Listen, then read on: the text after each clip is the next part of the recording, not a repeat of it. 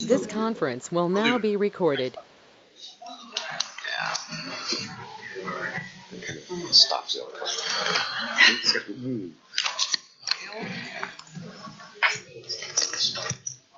Yeah.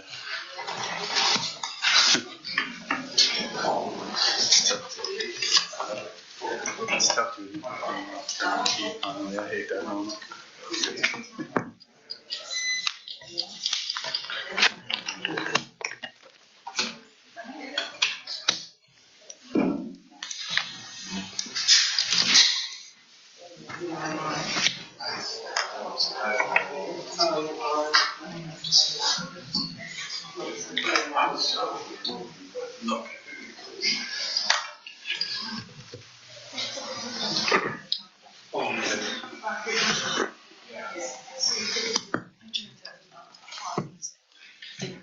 I went and asked him, so those are items that are not on the agenda. But everything else I mentioned, I need time to switch recordings in between the city council meeting and the executive session. So Okay. I'm on different Okay. places.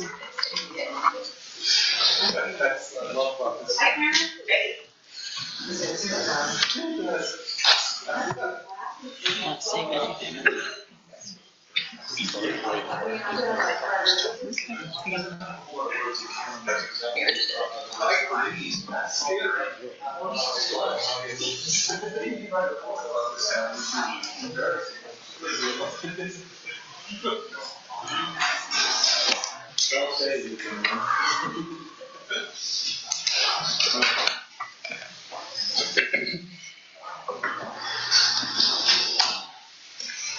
Did you talk to council?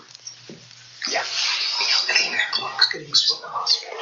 We're putting on a ventilator for a little bit. Yeah, he's home now, so his past life, lungs and everything are not ready to get part of it. So. Yeah, he's doing better. You can't do that.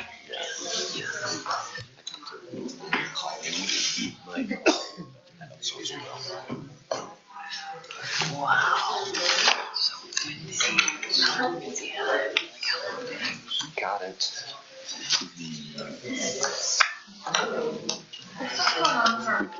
Weekend before last. I couldn't I couldn't connect to my office. I got in, said I was connected, but I couldn't.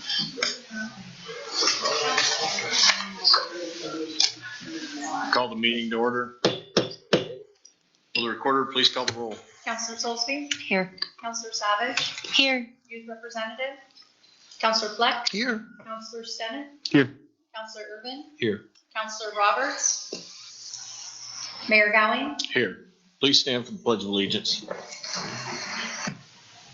Pledge allegiance to the flag of the United States of America and to the republic for which it stands, one nation, under God, indivisible, with liberty and justice for all.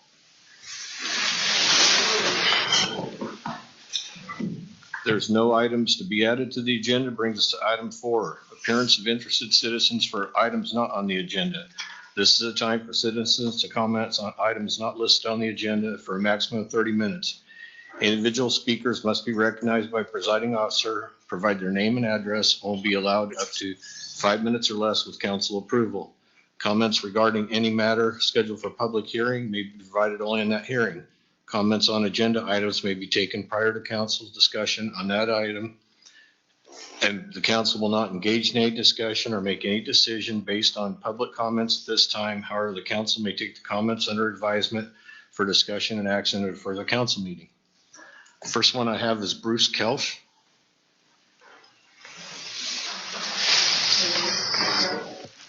I thought I seen. Okay. Yep, I'm here. Here we go. Bruce Kelch, 78340 Halderman Road.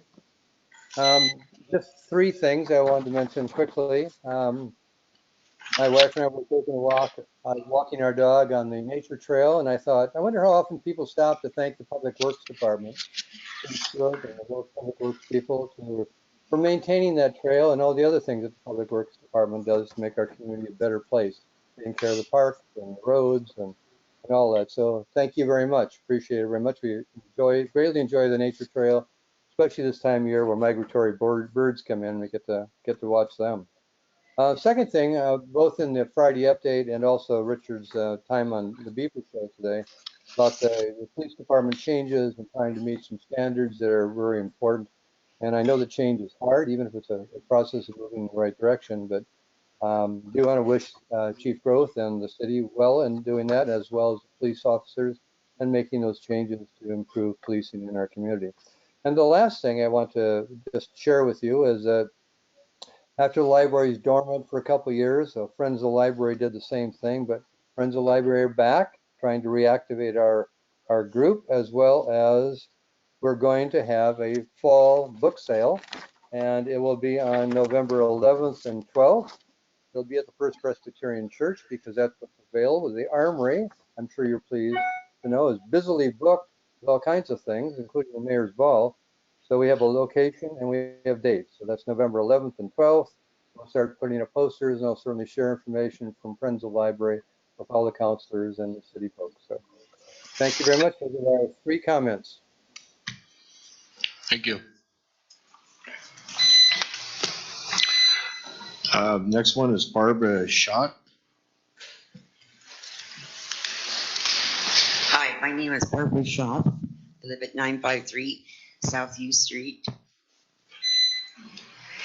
And my agendas are not just one with this. I've seen over the last few years things that have happened that I've not liked, but I've kept my mouth shut. But when we started in on these tent cities, that did it for me when you put it right down the middle of town. I paid. Actually, I'll start with the tent cities. You told me 2 weeks ago they would be gone by Monday, and if they weren't, they'd be fined and thrown in jail. It didn't happen. 2 weeks. So I went in and I talked to a tall guy over. I came in to see the city manager. He wasn't here. I talked, and he told me the same thing. But what you guys told me was not true. And a lot of the stuff you left out when you told me, because I've read that parts of that anyway, I pay a lot of money in taxes in this town, and I don't have any say in anything that goes on in this town. A few years back, the only time I've ever voted for a gas tax was for roads. I voted yes, and it passed, and guess what? I've not seen any better roads, and they've gotten worse. And there's even roads in this town that have never, ever been paved. And the holes in some of these things, just sprinkling little pieces of stuff on the road is not going to save it. It looks like my kindergartner went down the street and played. I don't like the idea of all of a sudden streets being closed off. I pay taxes on these streets, and then all of a sudden I see, oh, this business wants that street, so let's give them that street, this public street. I don't like that. We also have fabricated decks out in our town that are in the parking areas of our public streets. That I don't like that. There is no accountability about anything that goes on in this town. And one of my biggest things is the background check of all these people that you're placing out there in these homeless places. I do have a heart. I think those places should be for elderly or crippled, but I don't think they should be for just any Joe Blow. And you have said over and over that it's just local. But you also told me that when I talked to you, that some of those were from the fire in Oak Ridge. So which is it? I think that there should be background checks on all those people, and I think it should be an extensive one because you're really close to a school and a lot of neighbors there. I think you should see the pedophiles, rapists, stealing, sex offenders. They should all be gone through. If you're going to allow that, then that should happen.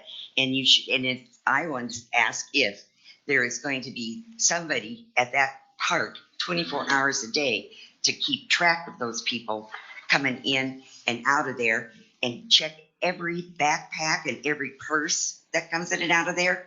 Is that going to be done? If not, that's a poor, poor place to be. That's all I have. Thank you. Thank you. Venice Mason? Dennis Mason, and I live at the Old City Hall Building, 28 South 6th Street, Unit 3. The items that I will be speaking on do touch on 2 other agenda items, but they're not about them directly. It's about hate in our community, and specifically transphobic sentiments expressed in public meetings. And as a courtesy, I'll let you know that there are transgender people in the room, so we might want to be careful with our rhetoric for a change. Anna, thank you for being here. I appreciate you greatly. I'm here to address what I've called the hate slate that is running for office in our town, and to communicate clearly why they have earned that name publicly. This crop of new candidates with no experience have been endorsed by Councillor Soulsby and have a history of saying transphobic and bigoted things. Darrell Wilson publicly stated that he was against the health clinic and would put a stop to it due to its agenda of creating transgenders out of our children. First, the word is transgender. Second, there is no hidden agenda here, only candidates spreading hate and misinformation in our community. I am proud of standing up and silently showing my displeasure during the meeting. For decent people, and especially for transgender individuals, what occurred there is as egregious as using the N-word is in front of Black people. So is listening to unchecked hate speech in these very chambers. Beyond this, now Councillor and mayoral candidate Soulsby has aligned herself with community groups known to be alt-right extremists. The Southern Poverty Law Center tracks these things and addresses this kind of problem clearly, stating that these groups share in common government distrust and conspiracy theories, and that they will continue to capitalize on the current issues related to public health guidance, local school curriculum and practices, control of natural resources, claims of election fraud, immigration, all in the name of national security. They will particularly seek to further mainstream their ideas and operationalize their power by running for office in large numbers from local to the federal level, often with no experience. Also noted was the fact that faced with greater scrutiny and deplatforming, anti-government groups reorganized and were dispersed in communities, focused on localized activities, a mainstay tactic of appearing innocent. And this is used by anti-government movements. Does this rabbit hole of QAnon conspiracy theories sound familiar? Enter Johanna Z and her posse. Masquerading as caring community groups, these people spew hate into our community with their conspiracy theories and anti-vax, anti-government, anti-transgender dog whistling, as if we are all too stupid to see that these groups have a common operative pushing her extremist agenda onto probably well-meaning community members. Here is a quote to illustrate her nonsense, and it happened in this very meeting in front of me. On June 27th, she started her rambling speech with talk of marginalized victim groups when discussing people who are vulnerable in our community. She advocated freedom cells to save the children from vaccines, and she then stated the following, which is blatantly transphobic and misleading. Quote, how would you feel if you know one day your kid decides one day to be a superhero and want to be the opposite gender? So the trajectory that we are headed. So keep in mind, we just had the Menstrual Dignity Act, which means that we put tampon machines in the bathrooms of small young boys because somehow somebody decided that little boys can actually menstruate. I can't quite figure out that one with over 30 years of medical experience. So anyway, one of the services they can easily do is prescribe puberty blockers and hormone therapies. I'll explain with no medical experience why that is none of our business, and frankly disturbing that a grown woman would spend so much time obsessing over the bathroom experiences of small young boys. Along with her transphobic, hate-filled conspiracy theories, she also runs the local 912 meetings and associates with the South Lane Freedom Keepers. I have been targeted as an effective activist with the transgender community, things that she hates. To this end, she has made false police reports against me, asked candidates to publicly denounce me, and even called out goons with guns to try and intimidate me, while protesting her intention to stand with alt-right extremists at an anti-trans action in Eugene that involved my family. Hardly a fit leader. Community Strong Cottage Grove, who Soulsby has leaned on heavily during her mayoral campaign, is nothing but a front for more of the same hateful people who do things like shutting down our vaccine clinics. Until then, this isn't about me or Johannesy or Candace Soulsby. This is about making our community safe for everybody. To that end, I ask you to create and draft a policy against hate speech. Until then, I will see you in the streets protesting this kind of activity with dignity at every opportunity. Linda Diaz.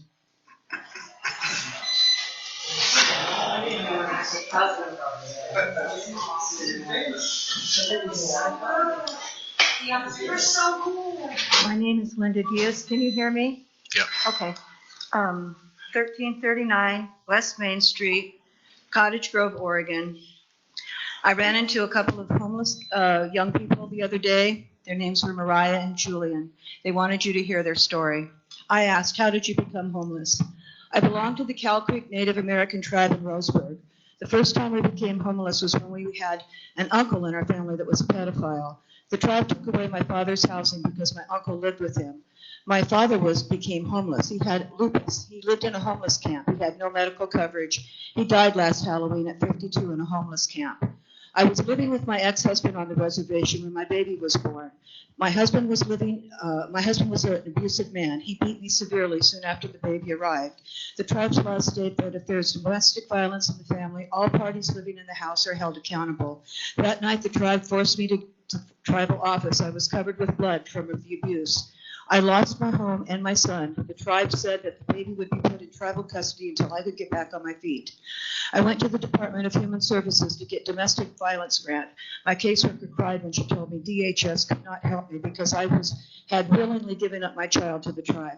My caseworker told me this was a loophole that the tribe knows about but does not tell young mothers living in domestic violence circumstances. Any trouble I get into is 3 times worse than others because I live under native tribal laws, federal laws, and state laws. I'm very careful to stay out of trouble. I do not use drugs except occasionally smoke marijuana. I have been living as a homeless person for several years. I am with a new husband. He's a kind man. He works hard, and I work when I can. We do not receive food stamps. I have OHP plus because I've had heart surgery 7 years ago. This year I was in Florence. I had an abscess on my left ventricle. I went to the hospital for help. The hospital staff looked down on us and called us you people. They treated us as less than human. They made it so uncomfortable for us that we left before I received medical care. This year, my husband got a job at the Oregon Ice Cream Factory. He was recently laid off due to seasonal changes. He will receive unemployment benefits until he can find a new job.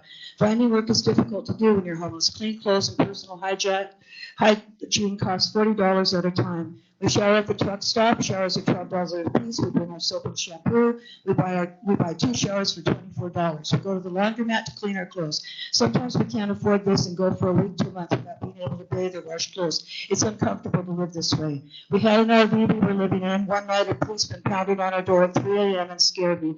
I fell out of my bed and broke my ankle bone. The officer ordered us to move our RV vehicle. We drove to the hospital. I had surgery with 6 months recovery and 6 months learned to walk again.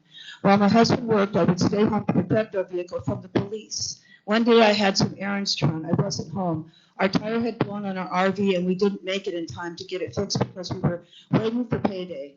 Our vehicle was towed away by the police while I was gone because I wasn't registered in Oregon. All of our belongings were taken. We were unable to get anything back. We had tried very hard to get our vehicle registered, but the state residents for out-of-state residents, it costs $400 to register your out-of-state vehicle. Our RV had mechanical problems that were expensive. We kept the maintenance up as best we could.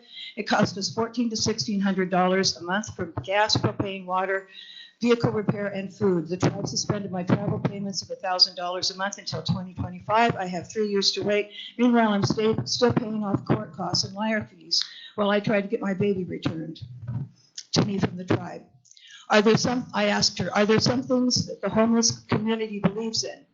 Yes, the homeless people look out for each other. We believe sharing is caring. Teamwork makes the dream work. When you are down and out without food or water, you can ask another homeless person to help you. We believe that what you give out comes back to you twice as much. We don't leave our sick or weak behind because when we succeed as a group, we all succeed. And we don't want to become like the people that are putting us down already.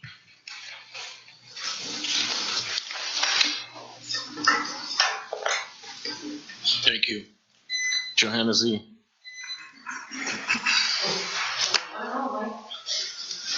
Johanna Z, 115 North 14th Street. So I don't even know where to start with this. I feel like I need a whole extra 5 minutes. I had 2 points not on the agenda today. First is I really appreciated Chris Holloman's comment at the forum about the city council actually hiring the police chief. I'd never thought about that. It seems to make a lot of sense for accountability. And I know that on October 10th on the Beeper Show, Mr. Myers had said that it's going to take months before the recruitment process even begins. So it seems there would be time to change the city code if this is something you're all in line with, so that there's time to create the culture, the staffing, the training, so I think it's something that should be considered, and I really appreciated his comment on that. And the next was I noticed that Cottage Grove, joined a couple of police organizations, and this seemed to kind of come out of the blue. It's one of those things like, wow, who are these guys? Where did they come from? And is it something? Do the people of Cottage Grove get to decide? Do they want to be a part of this organization? Just like the League of Oregon Cities. Now, I spent 5 hours in a workshop today, and pretty much all my concerns about the organization that I spoke of previously were confirmed. All my, concerns and stuff were confirmed.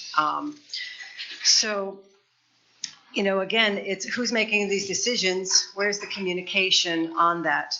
And the next, just to kind of be in line, I do want to talk about election integrity. Before you have a 44-page document about a lawsuit that Mark Thielman, who lives here, on October 8th, along with Stephen Jonkis, a lawyer and a senator, and another individuals, a class action lawsuit against Shemaiah Fagan, the Oregon Secretary of State, and 12 counties, and Lane County is specifically mentioned on that. And so if you didn't want to read the whole thing, which it is really good reading, it's very interesting, page 18 specifically notes in Lane County that there's 171 locations in Lane County with 8 or more voters registered to vote with that address. They found registrations tied to locations that do not exist, such as vacant lots, vacant buildings, and street corners. They found 105 registrations with no address on file.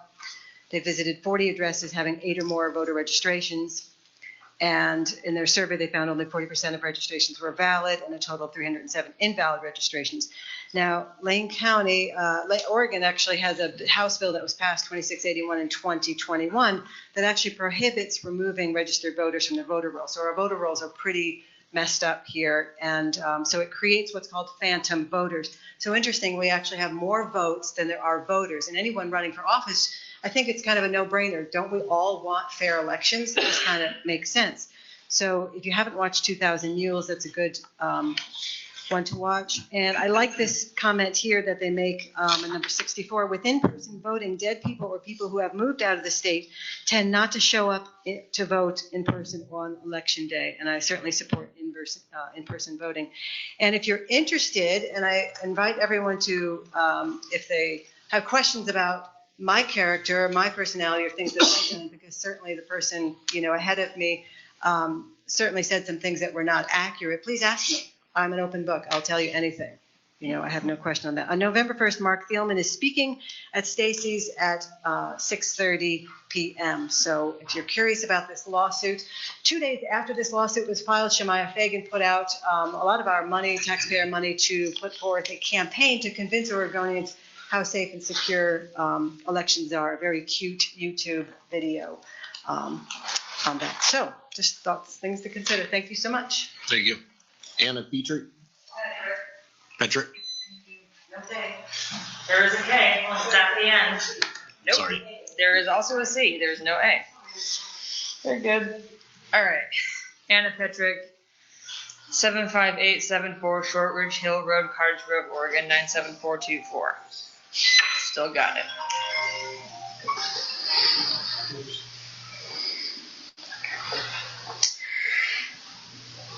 Saturday evening, I visited my friend at the Highway 99 camp. And we did not prearrange it. There was a little bit of confusion. Somebody named Chris eventually okayed that we were allowed to sort of like on my dad's truck in the parking lot outside of the camp, sort of tailgate a carne asada taco thing. It was awesome. It was so good. They put nacho cheese Doritos in the tacos. It was amazing. Anyways, this is around 7 o'clock at night. It's after hours. I was meant to help my friend move his car there because when you are assigned a housing space, apparently you're also assigned a vehicle parking space. There also seems to be some confusion on that point, but that's what we were told by Alec, who worked there and explained everything to us. And so it was agreed between myself, my friend, and Alec, who I believe is a supervisor there, or at least an officiate something there in some capacity, that Sunday afternoon I could come meet my friend, take him to his extremely expensive car, which has been attempted stolen multiple times in broad daylight, and drive it in the daylight because it doesn't have working headlights to the camp so that he could park it someplace where he resides, where it is safe, where it is out of prying eyes, etc. So I go there Sunday afternoon at approximately 1:40-ish. I was meant to be there between 1 and 2. I nailed it. 1:40-ish. Get there. Don't see Jason. Looking around. Somebody comes out who works there. I never got her name. She seemed nice. She's like, hey, can I help you? Blah, blah, blah. I was like, yes, I'm here to see Jason. Can you tell him I'm here? She goes, comes back, says, yeah, he'll be out in a bit. I wait a while. I'm like, hey, sorry to bother you again. Do you know when he's coming? She goes, I never see her again.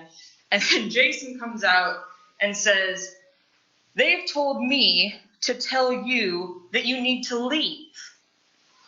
I was very confused about this. She mentioned something sort of in passing about, oh, he's not allowed to have the car here, so it's not going to happen. Chris didn't clear it, but Alec did, so we were confused about that. And then I was like, well, I don't see why I should leave. May I speak to your supervisor? The supervisor is not here. May I speak to your supervisor via the phone? We'll try. They disappear. I never see them again. I'm inquiring, like, who do we talk to? Do we just wait? Like, they're not giving me any answers. I don't have a functioning phone. Otherwise, I would have called somebody, presumably. It's Sunday. The mayor's office is closed. It's Sunday. The chief of police is out. It's Sunday. I assume Mr. Fleck is doing something. So then we wait a little bit longer. It gets kind of awkward. I'm like just sort of sitting around waiting for something to happen. Presumably a supervisor will be provided to me. And then the police show up. But they don't show up at first. They're like, I'm like sitting on top of the front of my dad's truck because it's gorgeous. It's still, mind you, 2 o'clock in the afternoon on a Sunday. And I see an Ford Explorer down the street, or maybe it's I don't know what they call them. It's a police SUV. I see them down the street, and then they sort of pull off to the side behind a bush. But I saw them, and they saw me see them. They know who I am, apparently. So I get down off of my truck, I gather my stuff, I put it in my car just to have all my things together, and I sit there, and then they finally roll in. There's 2 of them. There's 2 Explorers full of 2 cops each. That's 4 total. Fortunately, they sent a very nice young woman named Soleil. She's great. And I get out of the car. I'm like, hello, I'm the young blonde woman that you've been sent here for. And then they trespass me. And I don't know why. I would like to be untrespassed, please. They said to ask the mayor's office. So I'm asking the mayor. That's it. Goodbye. Thank you. Feather Basted.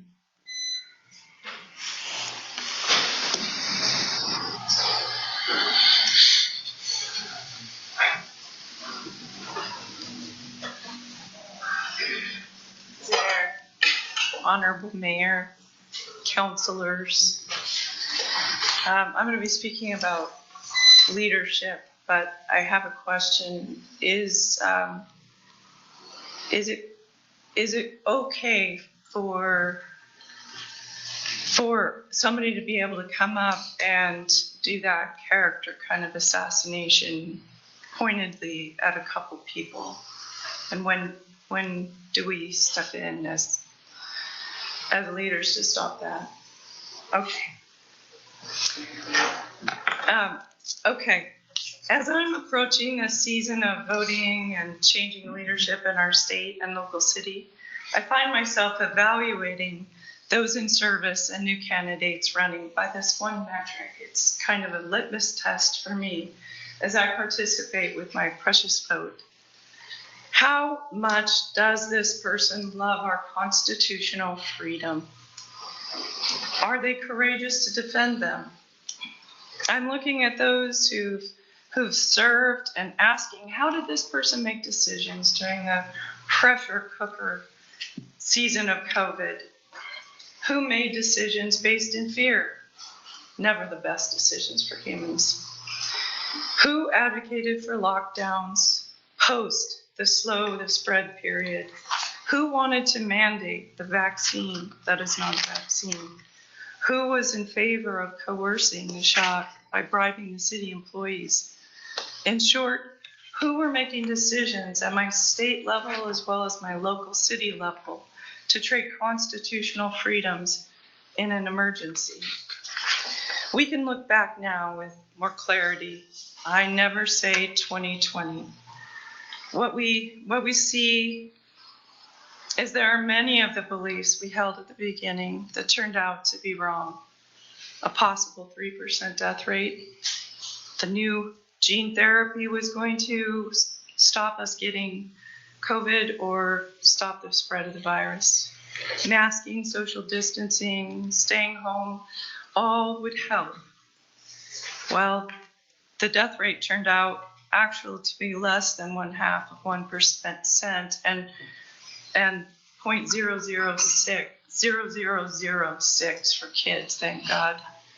The states who were strict on lockdowns and all the rest of the measures didn't have any better results than those who did not shut down. The shots actually exposed kids to more risk of harm than benefit. So have we as a community come to understand we made decisions during that time that were mistakes, that hurt people and hurt our small businesses, precious local businesses? I'm sorry for my own compliance after I saw the sacrifice of freedom, and I saw that the sacrifice of freedom had nothing to do with health or safety anymore. I respect leadership who can change their mind, and even more when they can apologize. Maybe we will see some more apologizing. I see good leadership here. I see good leadership, and I'm thankful for the good leadership around me.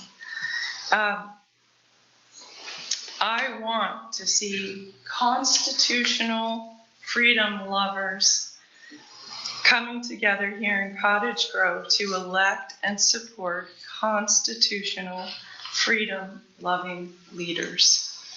Thank you. Amy Maraday.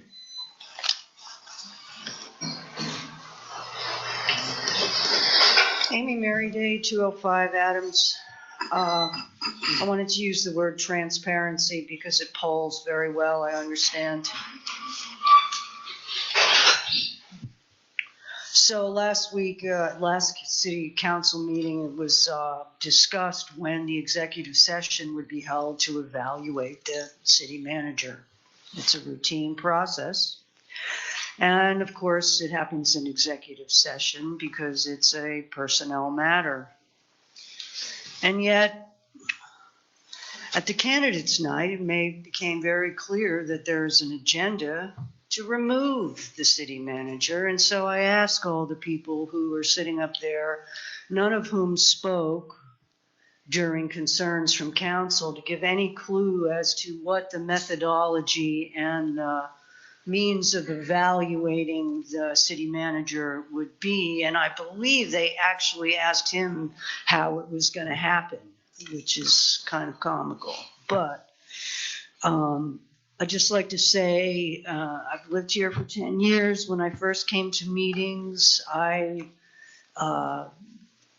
the first meeting I went to about homelessness, I felt that Richard Myers was sort of adopting a how mean can we be agenda.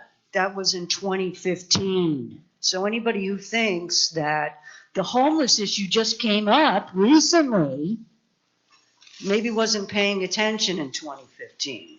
And so when you're an incumbent and you're making suggestions about how things should go in the future, it behooves you to remind us what you have accomplished during your time. And I'd just like to say I'm incredibly impressed with what Mr. Myers has accomplished during his tenure. Thank you. Thank you. Chris Holloman.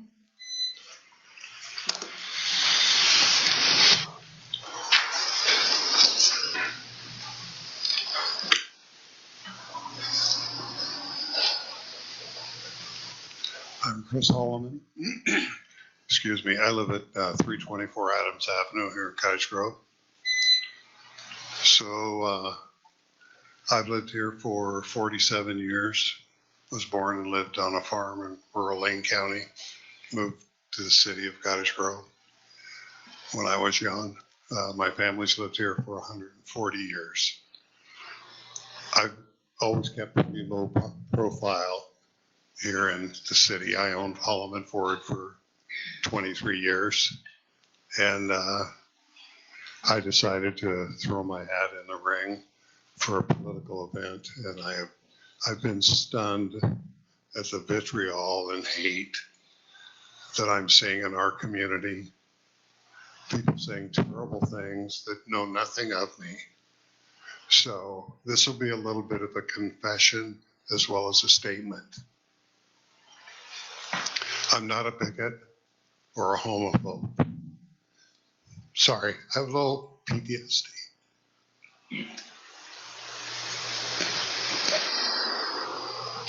When I was young and thought I was invincible, myself and a few other people founded what's today known as the sanctuary movement, not the virtue signaling sanctuary movement of cities and states, but the sanctuary movement of individuals that risk their freedom, their fortunes, their families, incarceration, committing federal crimes over and over again to smuggle people out of the civil wars in Central America.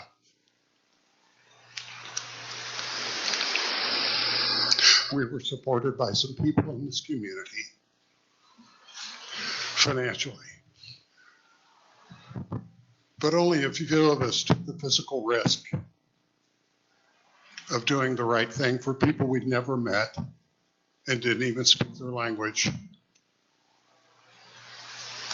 We smuggled people out of El Salvador. I bought them airplane tickets. I had a 3-letter agency friend that helped with documents.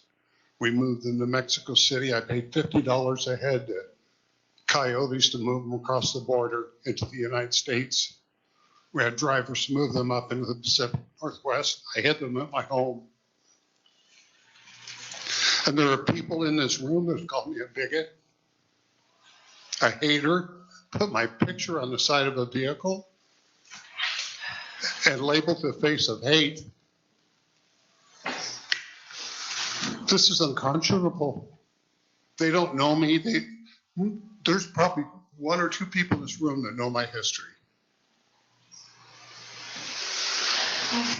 I officiated the first same-sex wedding in Cottage Grove.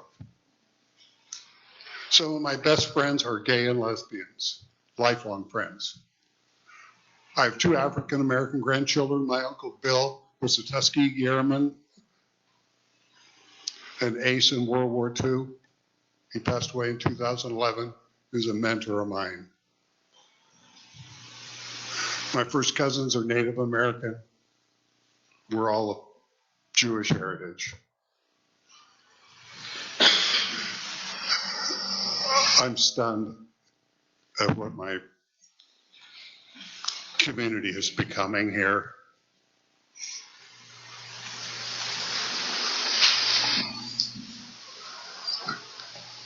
I'm just amazed at the names I've been called and the nasty things said about me. It is upsetting. The only thing I'll say to the haters is I've had one thing that they will never possess. And that is many years ago, I rode my motorcycle up to a university I won't name near Portland to listen to a speech by the Holocaust survivor, Dr. Elie Wiesel, Nobel Peace Prize winner, author of the book Night that used to be taught in our schools.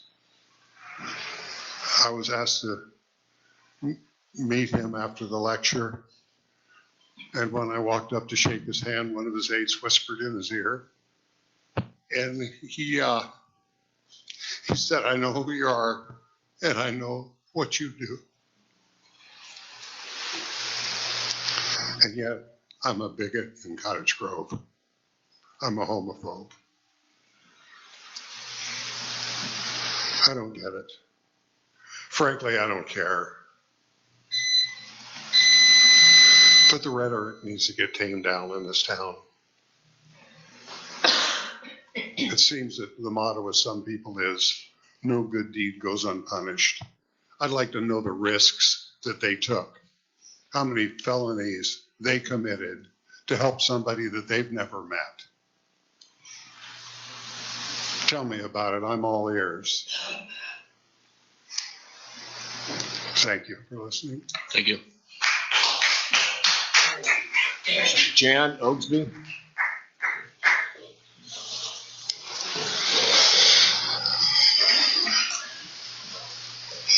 Good evening. Make sure you speak in the microphone. Oh, yes. Good evening. Can I lower it? Yes. Thank you. Some of you on the council have been encouraging Cottage Grove community Strong's involvement in the unhoused issue. They were on August 29th, the KNND Beeper Show. While there was talk of kindness and compassion, it was also stated that Narcan should not be administered to anyone who does not agree to go into treatment. It was stated that Narcan costs $70 each time, and some people have used it 3 or 4 times. So my question is, what is the value of a life? I think it is irresponsible to encourage the participation of this group without looking deeper. I understand that you are all under a lot of pressure, so I want to thank you for your service to the community. Thank you. Thank you. Item 5 is public hearing. We have 2 public hearings tonight. Public hearing for proposed supplemental budget. Ms. Likens. Good evening, Mayor Council. There is a need to budget for costs unknown at the time the original budget was adopted. The proposed supplemental budget will allow for the payment of operation costs associated with the homeless shelter located on Highway 99. The funding requested to support the federally qualified health clinic approved by the City Council at their council meeting held on July 11th, 2022, and provide funds from the general fund to the street SDC fund for property costs not associated with the construction of our street. The property is being repurposed for the development of a homeless shelter. A public hearing is required before the City Council as the proposed amount of the appropriations are more than 15% of the contingency line item in the general fund. It also creates a new appropriations. It's the staff's recommendation to hold a public hearing, which has been advertised for this date to be held before the City Council in the Cottage Grove Sentinel, as was the original budget hearing. Okay, Bruce Kelth.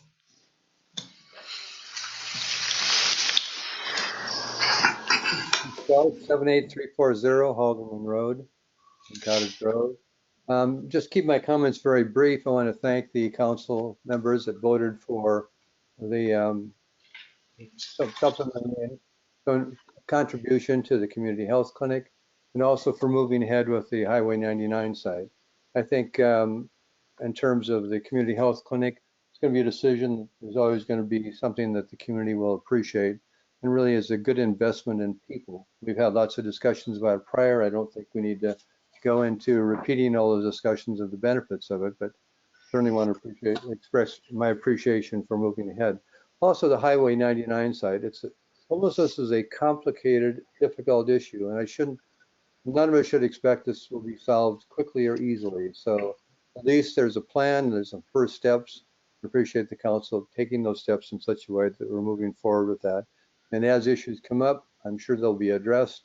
And we'll have to continue to address the concerns of the community members and the issues that arise as we move forward, because it's not going to be perfect at the beginning, and we talked about that.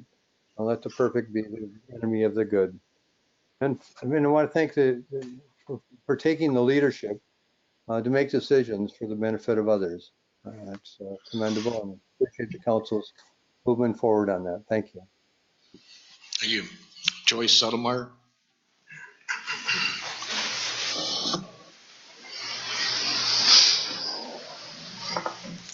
Good evening. I'm Joyce Settlemeyer. I live at 1365 West Harrison.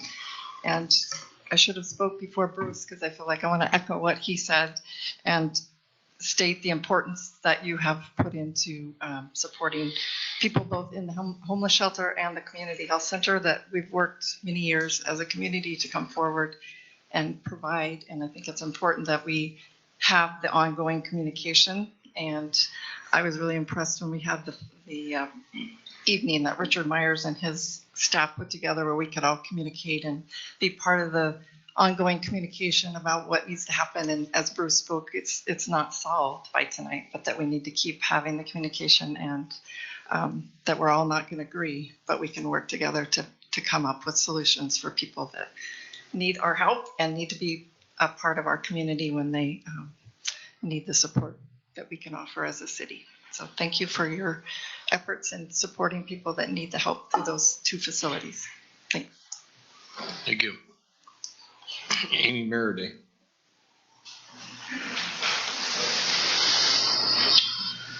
Amy Meriday, 205 Adams. Caring for others is a growth industry, and I'd like to thank you for the $100,000 donation for the federally qualified health center. One-time shot in a $46 million budget, gives us support as a community to integrative health care that will have dental, primary care, behavioral health assessment, referrals, the WIC program, all at the community health clinic. It creates jobs and career pathways, expanding on high school programs that already exist. Food and mental health care are the number 1 and 2 most often cited problems for students in Lane County. And to remind people that in Oregon State, the law is that when you're 14 years old, you can receive mental health services without parents' permission. So, thank you. Jim Gilroy.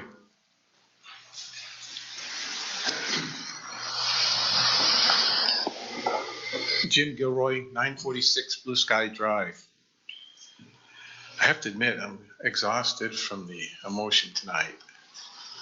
I have a planned statement which I'll make shortly, but I can't tell you how much I'm impressed by the bravery of each of the people that have spoken here tonight. It's not easy to do it. I still shake when I get up here, even though I've done it for many years.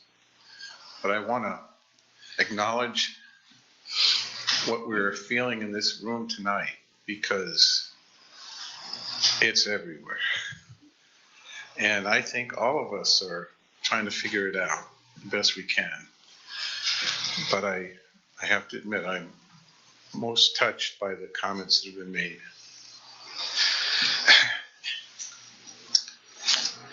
So the reason I came, which pales by comparison, I might add, it's very important. Over the past 10 years, a number of local citizens, through an informal organization known as Be Your Best, which was initiated by Peace Health and South Lane Mental Health, have made the effort to carry forth your number one objective in our community vision: improved health for all our citizens. The added benefit of creating healthcare careers to our local students at a time when we're desperate for those services is surely a unique bonus coming from this opportunity. Had the pandemic not interrupted our effort, the first rural Lane County clinic would already be operating at far less cost to build it. But such is life. Now, we're here to memorialize your foresight with this financial investment. Mary and I thank each of you for your collective wisdom, which will benefit not only the current citizenry, most who will not come to meetings like this. And so, we speak on behalf of these neighbors and all future generations in Cottage Grove. We thank you for improving their quality of life through cost-effective health care, and for some, providing a livelihood in a business sector that will continue to need educated workers, with the dedication for a most important mission: to leave this world a little bit better off than when they found it.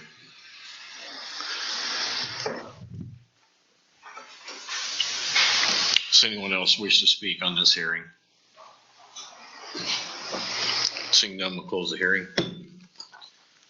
Brings us to item B, public hearing for ordinance amending Cottage Grove Municipal Code regarding Chapter 14.35 Surface Water Management. Mr. Mongan. Thank you, Mayor, Council. The purpose of this public hearing is to receive comments on the proposed amendment of Cottage Grove Municipal Code, Chapter 14.35, regarding surface water management to add Section 14.35 200 stormwater detention and treatment. The proposed text amendment adopts Section 14.35 200 to the code. This amendment is proposed in order for the city to meet compliance requirements of the adopted 2018 to 2013 TMDL implementation plan. The proposed stormwater detention and treatment requirements would apply to new development on parcels greater than or equal to 1/2 acre when 1,000 square feet or more of new impervious surface is created.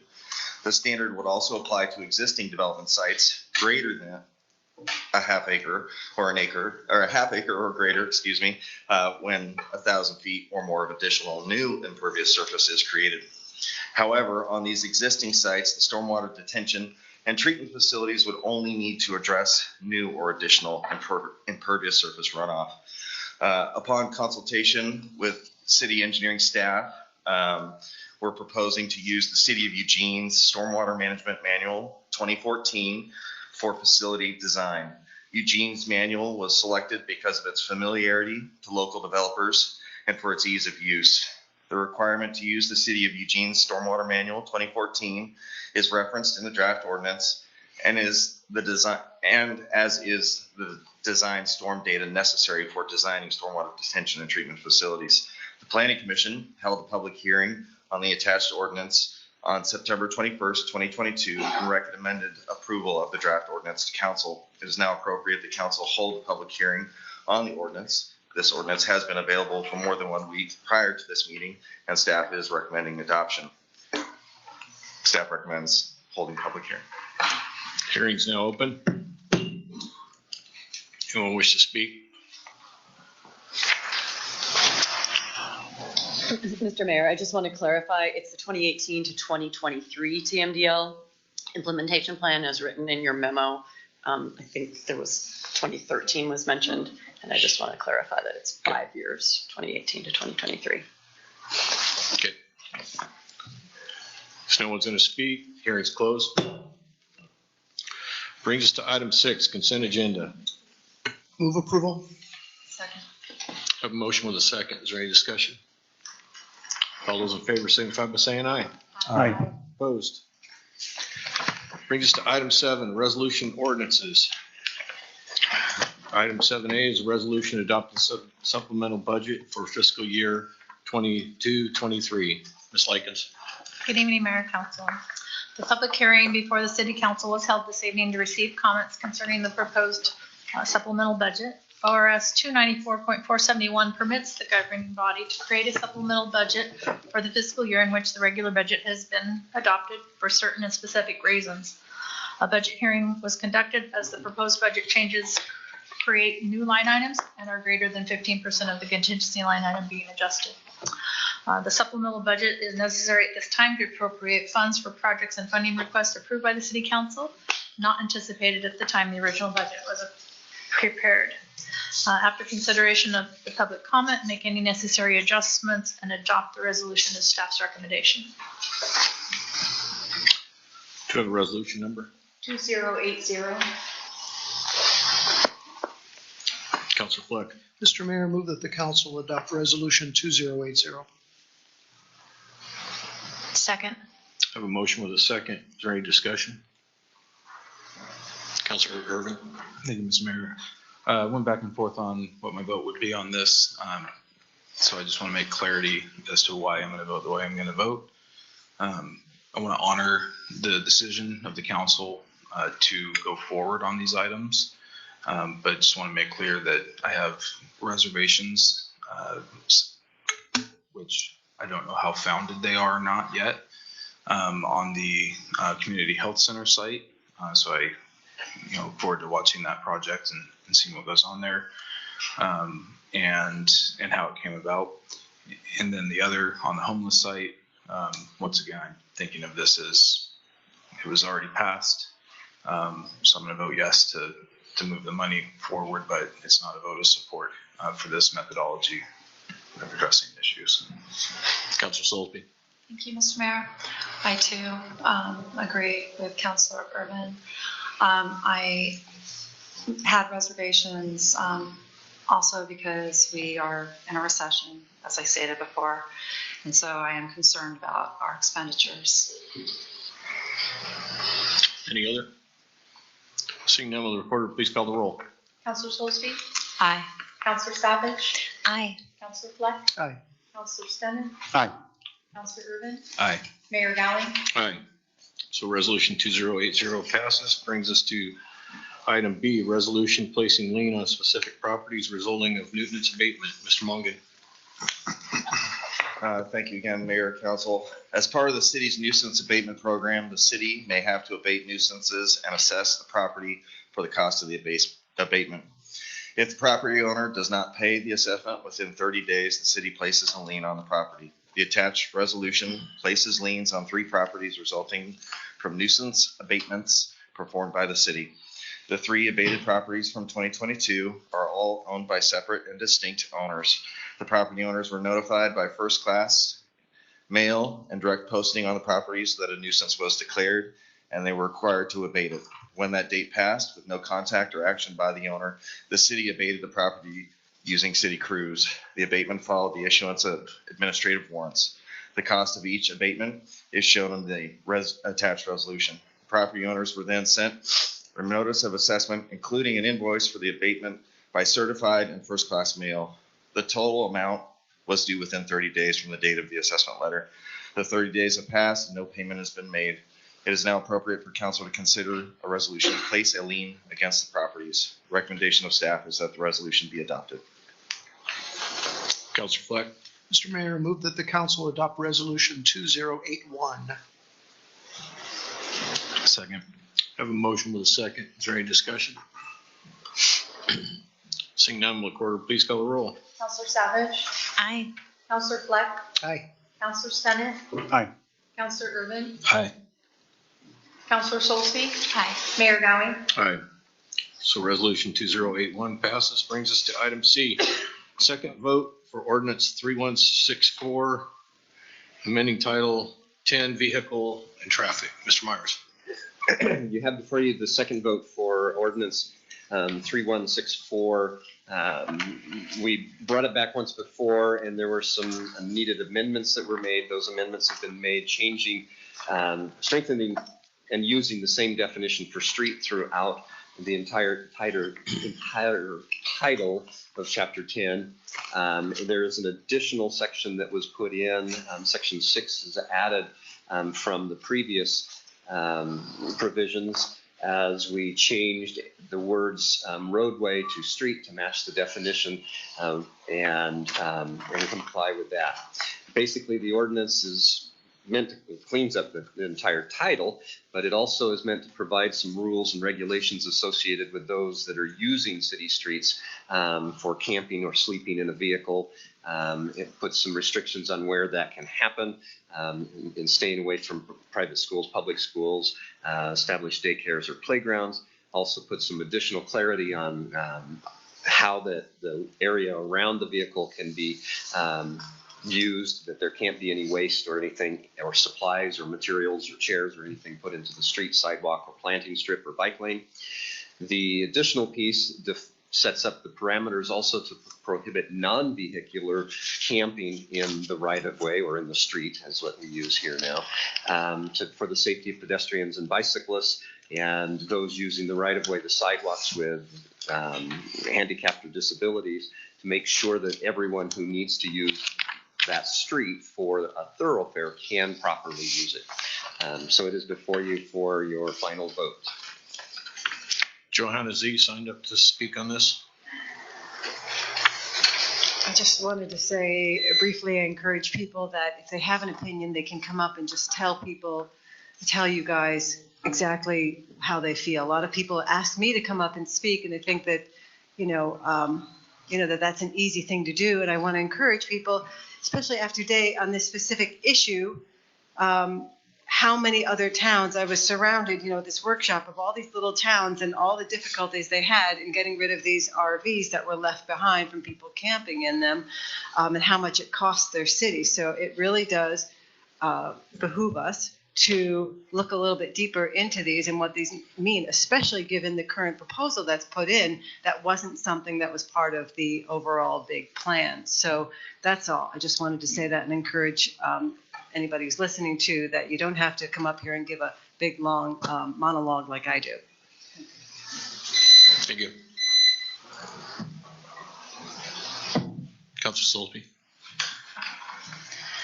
Well, I have some issues with this because originally the parking of vehicles, 72 hours was put in before we had a lot of homeless issues, and it was to make sure that cars weren't abandoned in front of homes, to make sure that neighbors didn't have someone abusing, having multiple cars and parking and taking up all the guest parking. Now we have the situation of a homeless issue, and I am very concerned about our neighborhoods. And I talked to, at the Homeless League of Oregon Cities forum today, I talked to the Powers police officer, and he said that that's what's happening in their town right now, and that he warned that he's always running on people siphoning gas into their vehicles because their vehicles are parked right there, that they're drilling holes into the gas tanks. Also, after dark, they say that they stretch extension cords to homes and plug in. So those are some of the issues that we will be dealing with. I'm also concerned because right in here it says that the vehicles are not allowed to be parked within 100 feet of public, private school, established licensed daycare, or public playground. And so my concern is for families with children and not knowing who's parked in front of your home. And if something were to happen, we're putting a chance of a lawsuit for our city, because this is legal in our city. And we covered that a little bit in the forum as well. Carrie, if you correct me on this, what was that called? It was the state of... right. State created danger. Yeah. State created danger principle. And so that is also a concern of mine. I think we actually should be tightening, because what I've been told is, well, we don't have any ordinances right now against camping in neighborhoods. And so that this actually tightens it up. And so, but we are putting in camping in the street as an ordinance. And so it does absolutely change it to make it legal to camp. And I think we're moving in the wrong direction in this. We've already made it legal to have camping on private driveways and in backyards. We do have a low barrier shelter, and we're planning on doing some overflows.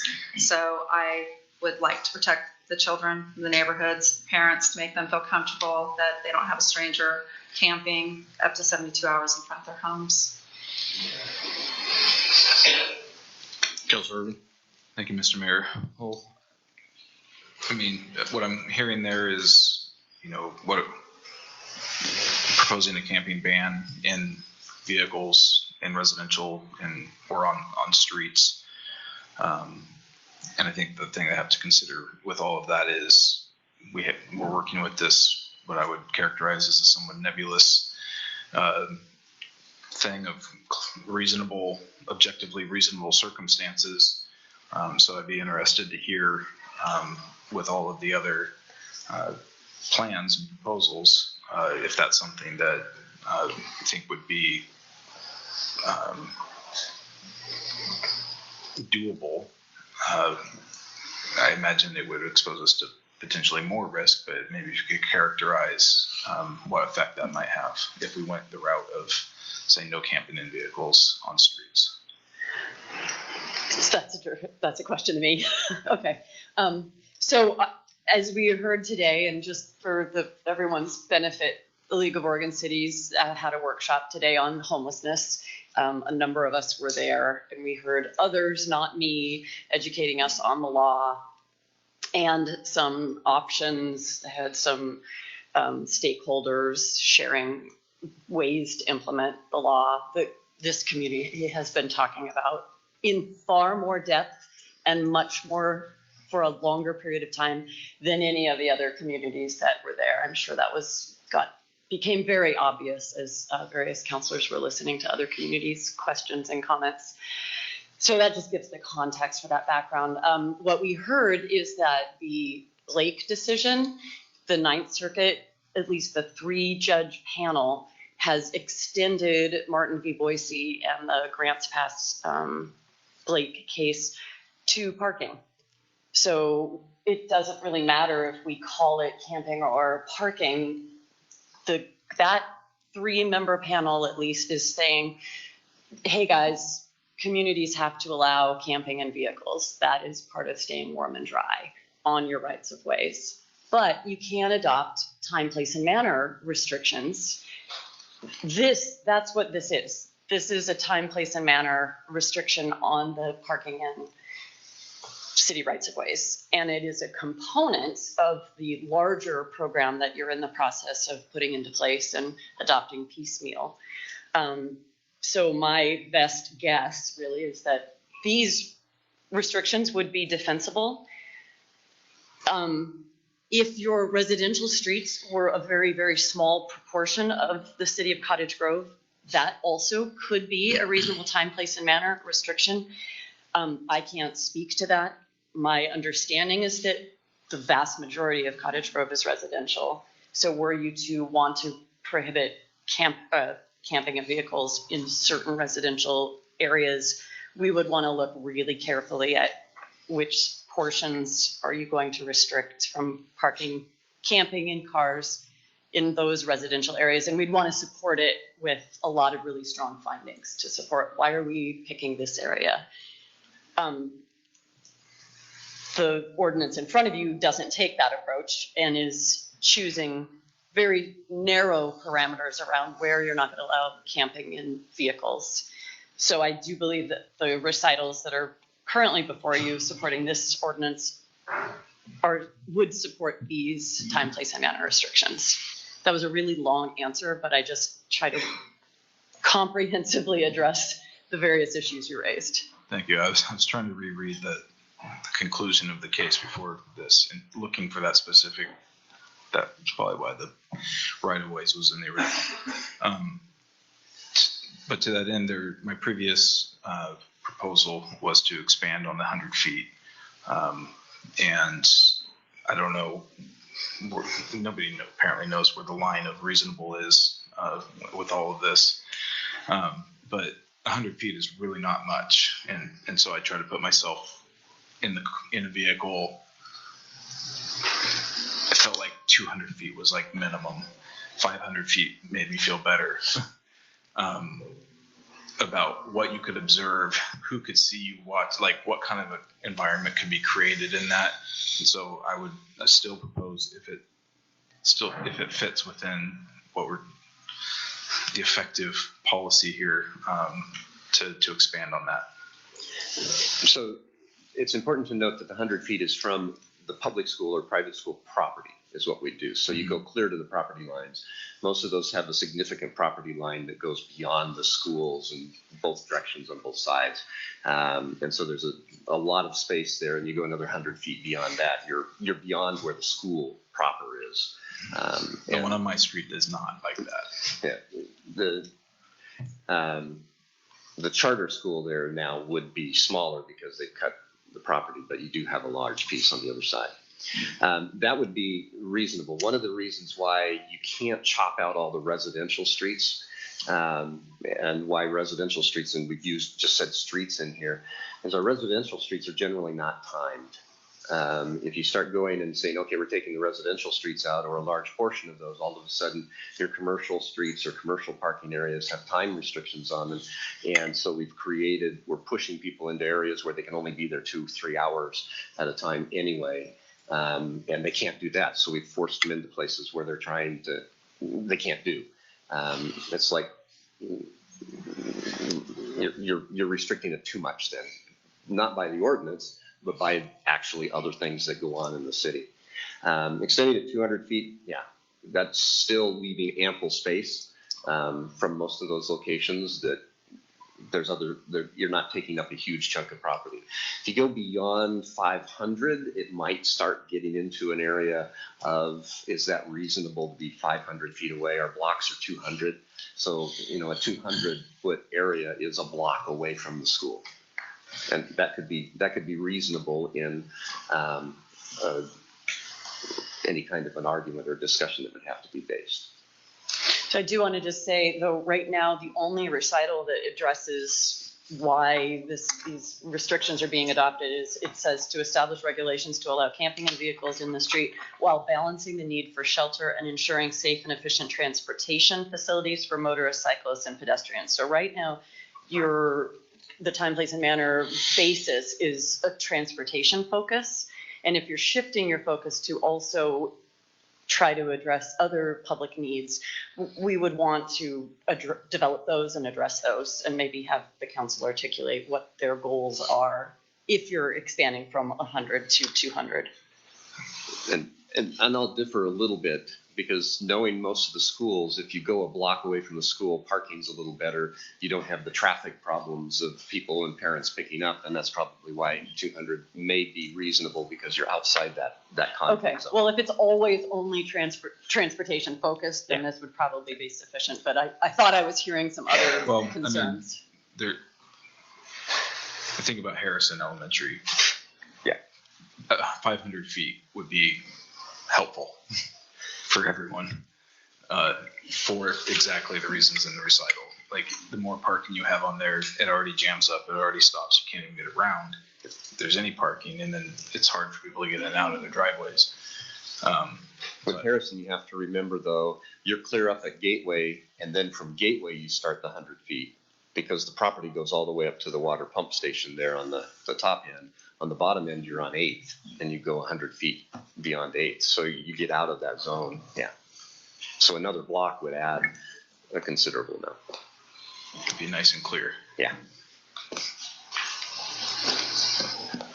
Councilor Flick. Well, excuse me. I have to admit, when I first read this, I was also concerned. I I have to admit, this has been a very painful process over the last year. And I thought, wow, okay, we're done. We've got the shelter. We're going to just clamp everything down. And so when I read this, and I'm like, oh my gosh, we're going to have folks sleeping in front of people's homes. I have to admit, it really was one of those knee-jerk responses to some of the problems we've seen in the Eugene area.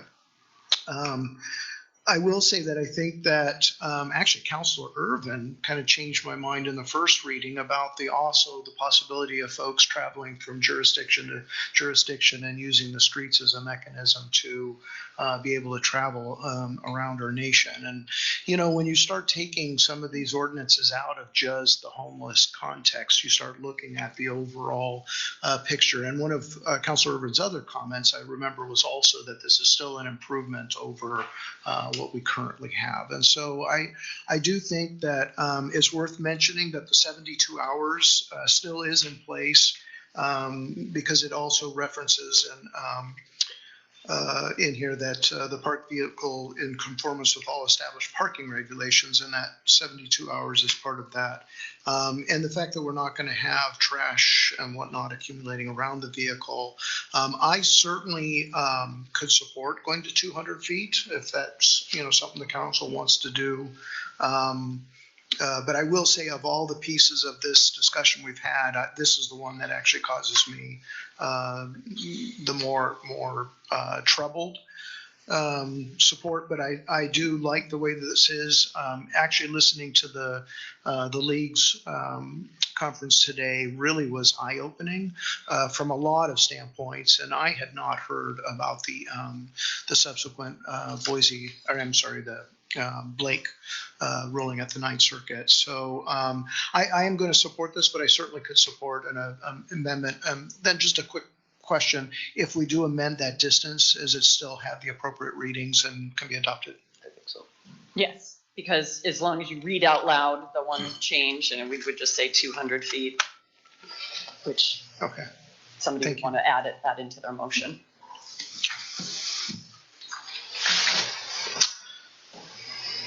Oh, it says the ordinance right on there, doesn't it? Yeah. All right. Councilor, let me give this a shot. I move that we pass ordinance 3164 with the amendments. Anywhere it says 100 feet in relation to the distance from public, private school, established licensed daycares or playgrounds, change to 200 feet. And second. I have a motion with a second. Is there any discussion? And this is a motion to amend, so you'll need to do another motion after this to adopt the ordinance as amended.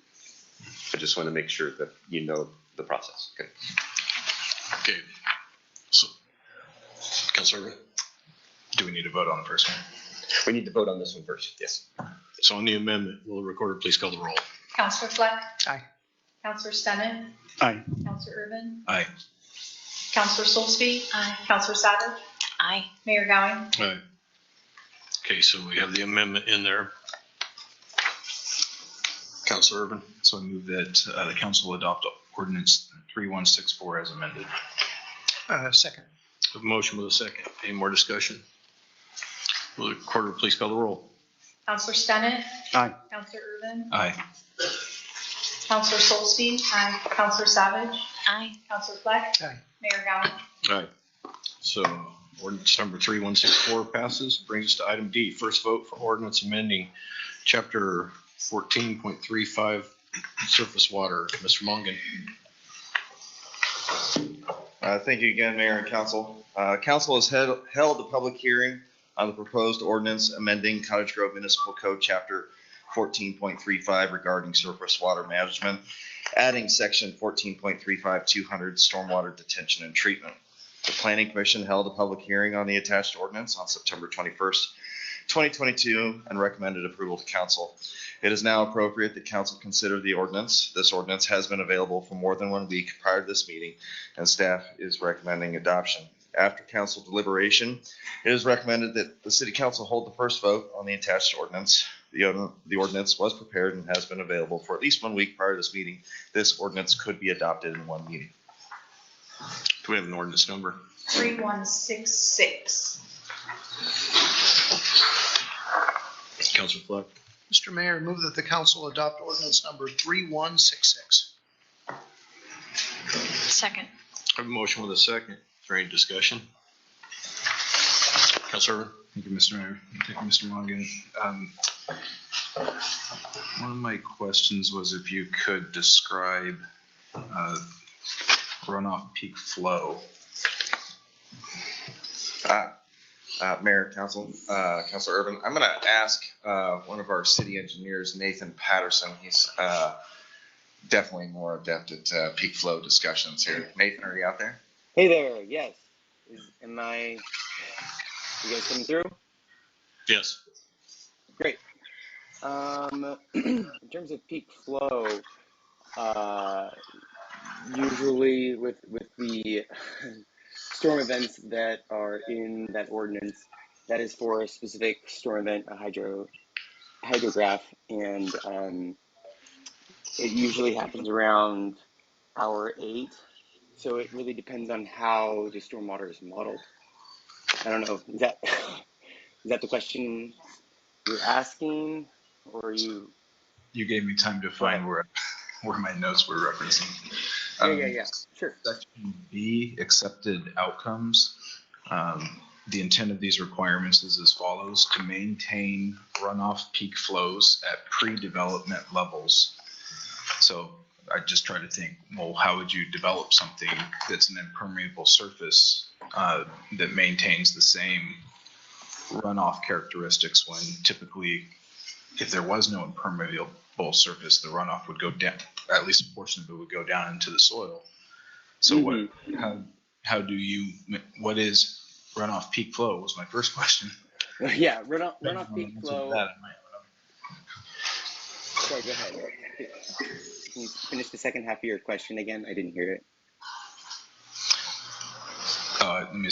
What is runoff peak flows? Runoff peak flow can mean a couple different things. So during a Santa Barbara hydrograph model, the peak flow of an existing storm is based off of the site's impervious area, based off of the site's landscaping, and often happens between the 8th and 9th hour, based off of a model of the storm event happening in this particular area. The peak flow is based off of the amount of inches of rain that happen during a 24-hour storm, and again, peaks during that time. So if we were to model an existing site that has no development, it would have a peak runoff rate. Modeling a peak runoff rate of a developed site with more impervious area would have a much higher peak. And so oftentimes as a designer, we are trying to slow the runoff by slowing the water down in detention facilities or infiltration facilities, and installing smaller orifice control facilities that slow the water down so that what is being released off in terms of making sure that that peak rate doesn't exceed the existing development. The overall volume of flow sometimes does exceed because there's, again, more impervious surface, but the overall, again, peak runoff rate doesn't exceed. Does that start to explain it at all?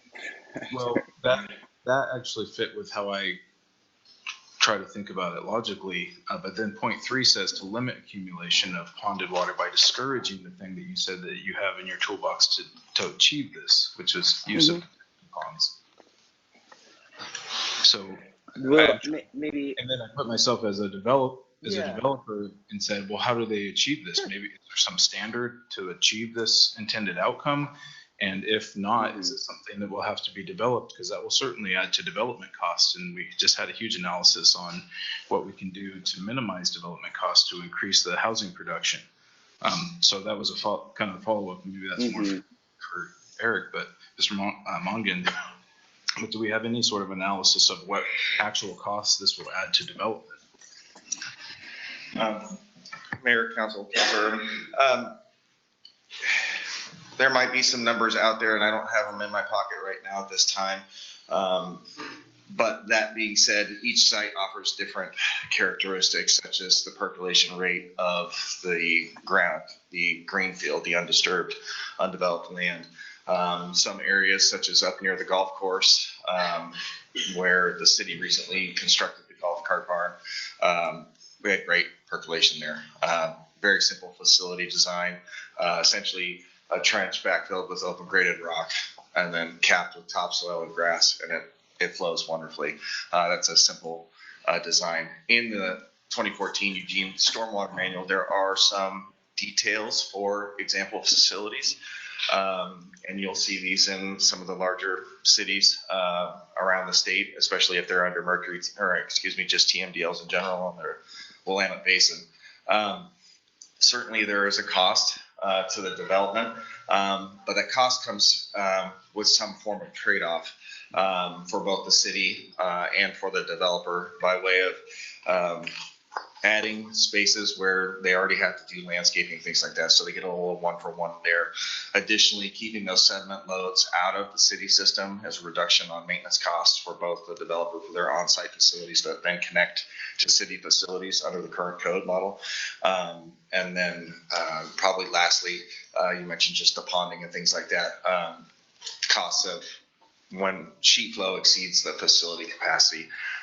Later, Mr. Stewart's going to discuss, that's the airport one. I think you guys already approved the storm sewer expansion for the Harrison Village Apartments at the previous council meeting. That's just another one where the capacity of the existing facilities was such that we had to upsize the pipe, and the developer is contributing, I believe, around $61,000 towards that. Initially, that developer was considering just doing that instead, and so it would have been kept on site. So it's kind of an expected development outcome under current practices. If I may follow up on, there was a portion in here that in part of the support of it that had to do with the cleanliness of the drinking water, and I couldn't wrap my mind around that because I thought the intake was outside of, is it inside the city limits? Yes. Right there. The Row River is inside the city limits? Okay. So I guess that makes it that point moot.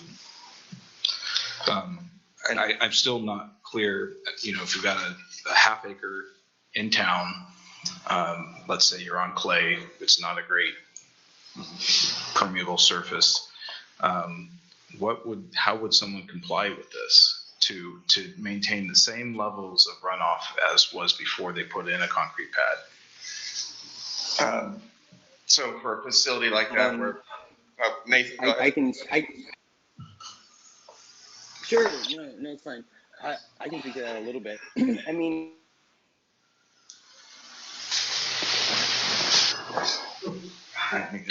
you muted yourself, Nathan. No, he lost connection. He lost audio. Oh, okay. There he's back. Oh no. We just lost you until now, Nathan. Sorry, I might be getting cut off a little bit. Yeah. It's back. So we lost everything you said. I don't know how much what I just said. Okay, we'll start over. So if the existing soils are fairly impervious, then I would say, adding full impervious area, they wouldn't have to detain to the same level as a site that had more pervious soils and that were higher. So they wouldn't have to install a larger facility necessarily because the existing site already had fairly high runoff rates. Okay, bad example. Does that make sense? Yeah. Very permeable surface to start with. Very, very permeable surface. Then I would say your site is a good opportunity to have smaller facilities because you have higher infiltration rates. So it kind of depends on how much area you're wanting to develop and what kind of site you have before you develop it. So limit development. Yeah, I mean, I think if you have high infiltration rates on site, then sometimes your facilities can be a lot smaller because you can utilize those higher infiltration rates. Once you've utilized or space for water quality, then you can start to infiltrate on site with higher infiltration rates, and keep your facility footprint smaller if the site can accommodate those higher flows. So thank you. So this is my concern. I don't feel like I have enough information about what impact this will have on development in Cottage Grove, what costs it will be added to it, what requirements for testing. That I don't know if there is already permeable testing requirements prior to the approval or not. So, but and what is the benefit? What is it costing us now? What do we actually expect to gain at what point? I know that we had this whole, because TMDL comes to mind months and months ago now, when we passed the original kind of this is the direction we want to go. But I, for one, would love to have more of an analysis of the impact financially to development. Sure. Mayor, if I may, I can answer at least the testing question for you. As part of any facility design, potholing or digging test pits is a typical practice. This can be done with a spade shovel by any individual. In fact, we did utilize an auger to do the test pits at the golf cart storage barn, but it was just done by me on regular staff time to accomplish that. With the half-acre number, this proposed ordinance would not affect generally any single-family development or duplex developments within town. This would be for larger tracts of land, of course, half-acre or greater. The ones that we are aware of at this point in time would be things like the Village Green site. That developer is planning to incorporate this into their plan even before they knew we were adopting or considering adopting this ordinance. To be clear, is it a half acre or 1,000 square feet? The 1,000 square feet is the new impervious surface. So you pour a long driveway, for example, that facility could be accomplished with grass adjacent and crossflow, so that sheet flow makes it to the grass instead of actually having to do anything such as create a facility. Another thing we've actually seen happen a little bit more often lately, for years, engineering staff have been requiring that roof drainage be piped to the street and things like that, but actually there's nowhere really in the code that requires that. So we've been seeing a lot more splash blocks and things like that. So there are simple, much less expensive ways to accomplish these goals and priorities for on-site treatment than full-on facilities. Larger tracts of land, such as during the dual work session, I mentioned the large tract of land just north of Cleveland. When that site is master planned, those folks would look at incorporating this in the whole thing, right? So they might use natural existing lowland areas to accomplish this. Again, they have to convey the water there through a system, but it's not, again, not gonna hit every mom and pop that wants to build a house on that new subdivision. It would be incorporated in the full design, much like Sunrise Ridge as it was adopted in 2005. Thank you. Any other discussion? Seeing none, will the recorder please call the roll? Counselor Irvin? Aye. Counselor Solsby? Aye. Counselor Savage? Aye. Counselor Fleck? Aye. Counselor Stemmett? Aye. Mayor Allen? Aye. So ordinance number 3166 passes. Brings us to item 8, business from the city council. Item A is a award of Cottage Grove Airport Sewer Line Extension Project. Mr. Stewart. Thank you, Mr. Mayor and Council. So on October 19th, 2022, Cottage Grove received 3 sealed bid submissions to an invitation to bid for the Cottage Grove Airport Sewer Line Extension Project. This project consists of the construction of new sanitary sewer lines within Jim Wright Way and onto the Cottage Grove Airport, State Airport property for new sanitary service connections. The work will consist of saw cutting, trenching, sanitary pipe installation, manholes, compaction, paving, curb and gutters, concrete driveway, and striping.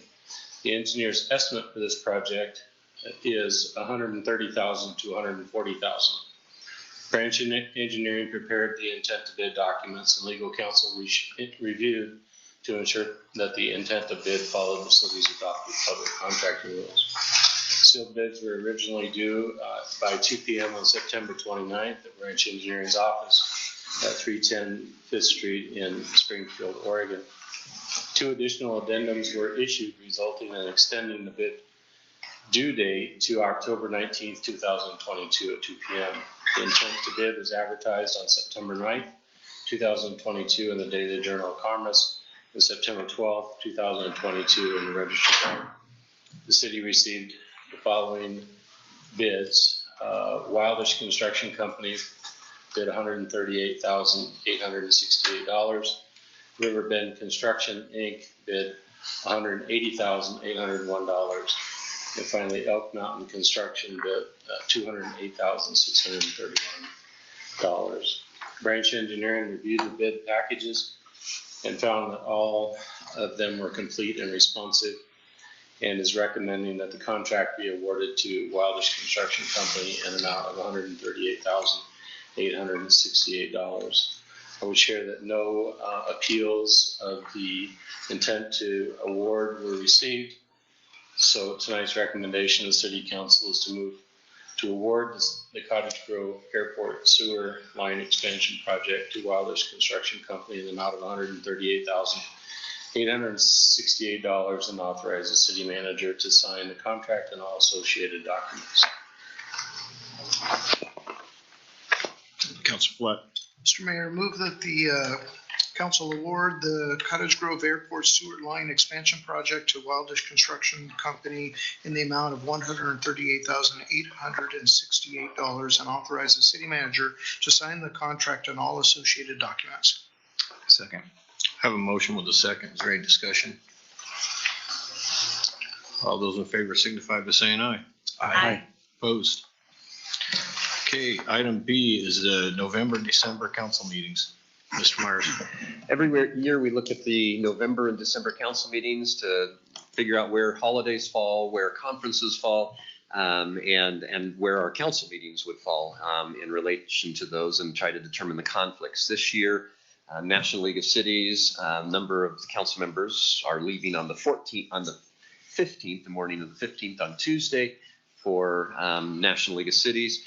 The council meeting's on the 14th. It is an early flight at 5, so we want to have a long meeting to make it fun for those that are flying away on 5 o'clock in the morning on November 15th. Thanksgiving is on the 24th, and the second meeting in November is the Monday after Thanksgiving on the 28th.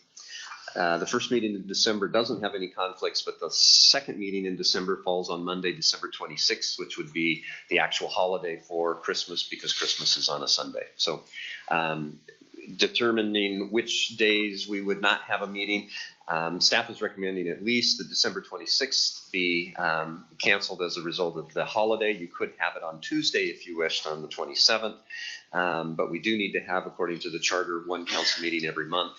And if you have other conflicts on your calendar for November for Thanksgiving, now would be the time for you to discuss and determine which days you want to have in November and December. There's a lot of other things going on then too. So, Councilor, say my preference would be one each month. You need that in the form of a motion, don't you? Yes.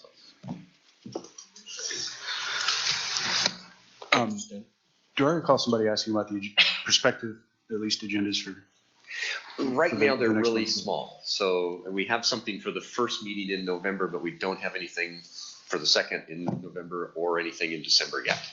And do we know what portion of the council is going to be going to the League of Cities?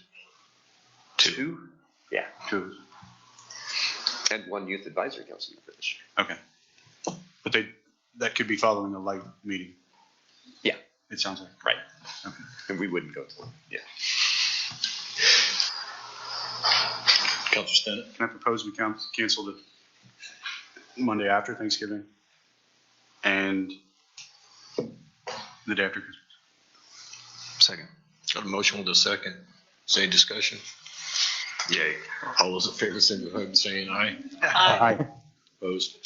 Now, will we have an agenda session on that? Because the Friday before the meeting in November is Veterans Day.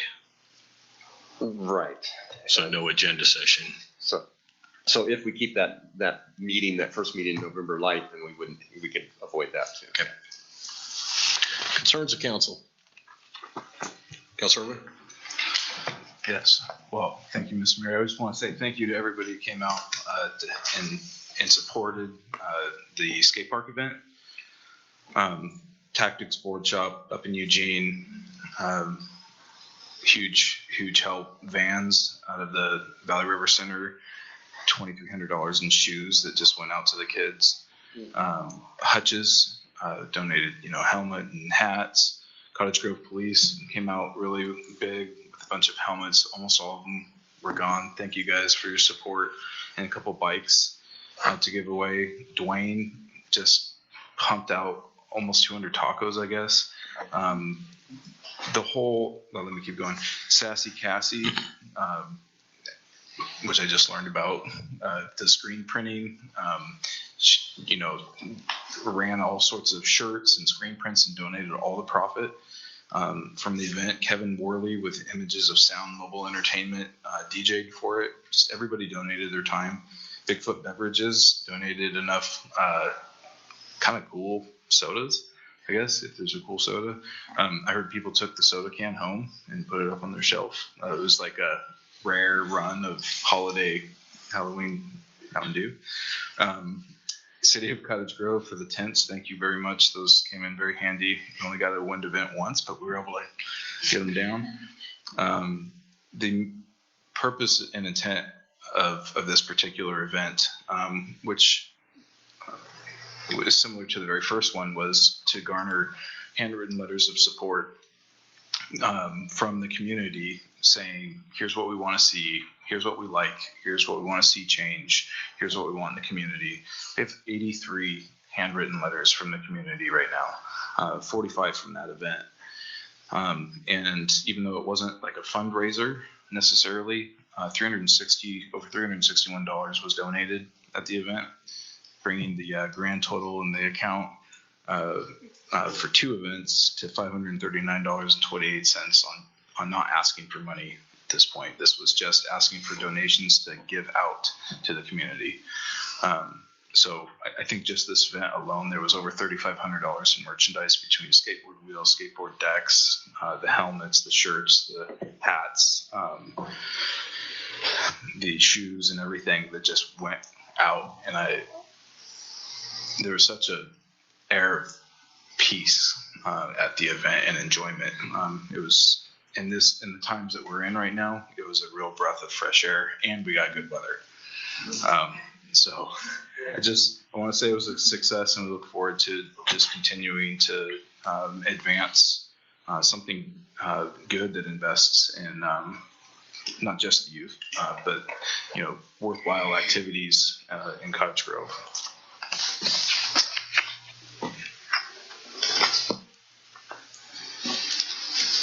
Yeah, thank you. Anyone else? Councilor Soulsby. Thank you, Mr. Mayor. I need to address what was said about me today, and I want to thank Chris for his sharing. I really appreciate that. Never, ever in my life thought I would ever have to defend myself from people saying I'm a bigot or saying that I'm anti-LGBTQ. I have never done anything in my life to warrant those remarks. And it's very hurtful. I am, as most of you know from the beauty industry, I've hired numerous amounts of LGBTQ people. I have never discriminated against anyone.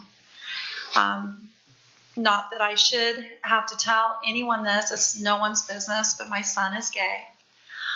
So I do have strong feelings when people say something like that about me. They're saying it because I posted a voter's guide on Facebook and that I received in church, and I will not make any apologies for going to church or believing in God. But I had no idea it had any affiliation or anything at all. And to say that I'm those things is hurtful and uncalled for. And there's really, to me, no excuse for it. I've endured a lot of bullying through this election process. And I think in a small town, I defended you when you were running because I felt like you were getting bullied. And I don't think that we need to act that way in a small community. And I think it's completely uncalled for. So I just wanted to make that statement. Coach Stent? I'd like to similarly echo Mr. Holland's sentiment regarding his concern, and I guess disgust for the way the rhetoric is developed and devolved during this election and beyond. There are billions of people alive on this earth right now. Most of the people who have ever lived are dead. It is a great big thing to have in common, to live in a small town with about 10,000 people at the same time. We have more in common than we will ever disagree on. It is impossible to get that far apart from each other. We have to believe and act as if we agree on the basics because we do. It is impossible not to. It takes guts to stand up and attempt to do this job and attempt to represent the people around you. I salute you for it. I made it a point early on to do my best to oppose or support policies, but never people. And it is so sad that this is getting personal and nasty. And it does not have to be this way. We're making difficult decisions up here. We're not meant to be happy after we make them. It is not easy. But we have to move past that, and we have to realize that we have more common ground than we ever have differences. And I hope that this fighting spirit that has prevailed lately will tone down, and that we will realize that we're all neighbors and that we all love this town and wish what's best for it. Thank you. Councilor Savage? Thank you so much, Mr. Mayor. Thank you, Chris, for speaking. All the feels, I get so emotional. As Councilor Soulsby mentioned, she very much defended me in a time where I felt I was a target. And we're better than this. All I can do is me. I can't tell somebody else to believe something different. In fact, I think it's beautiful that we believe differently. That's diversity in its finest. And even though it's hard to come together and unite on such a drastic topic as homelessness, we've got to be different. We're better than that. At the end of the day, it's a beautiful thing to agree to disagree. I'd like to see us disagree politely, bring things to the table. I think these are very valid concerns. I don't want to diminish anybody's beliefs because they're different than mine. Let's talk about them, and I'm glad that we are. So I think we should be proud of ourselves for coming to the table, but I'm glad that we're checking ourselves too, because kindness is way more important than being right. I believe it is really important to be kind, and we can do that together. Changing subjects, the streeteries were brought up earlier today, and I believe that these are a seasonal thing in October or November-ish. Is there something, do we have a date of put away, tuck away for the season? Is that on anybody's radar? Councilor Savage, I believe November is the month we take them down, so I was going to work with staff to try to get a date and then notify the three businesses that are when we are going to get them down. But obviously the weather's changing, and I'm not sure that they're being used at this point. So first part of November, we'll try to get them tucked away for next year. Personally, I love them. I love being outside and being with our community and people watching. I just think it's a fun place to be if that is a choice that somebody wants to make. There was some talk about a sign on city property from the county. I know I asked about it and got a great explanation.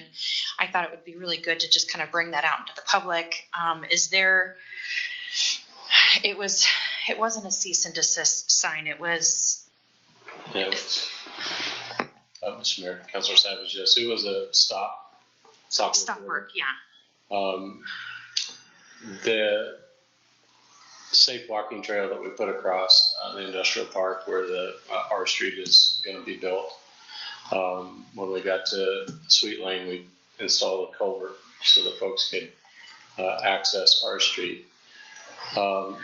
In 2019, we started the process, might have been before you were on council, but we started the process to receive ownership of Sweet Lane. So council approved the annexation and the zone for the piece of property. It was clear we had intent in asking the council for surrender. That process didn't get completed.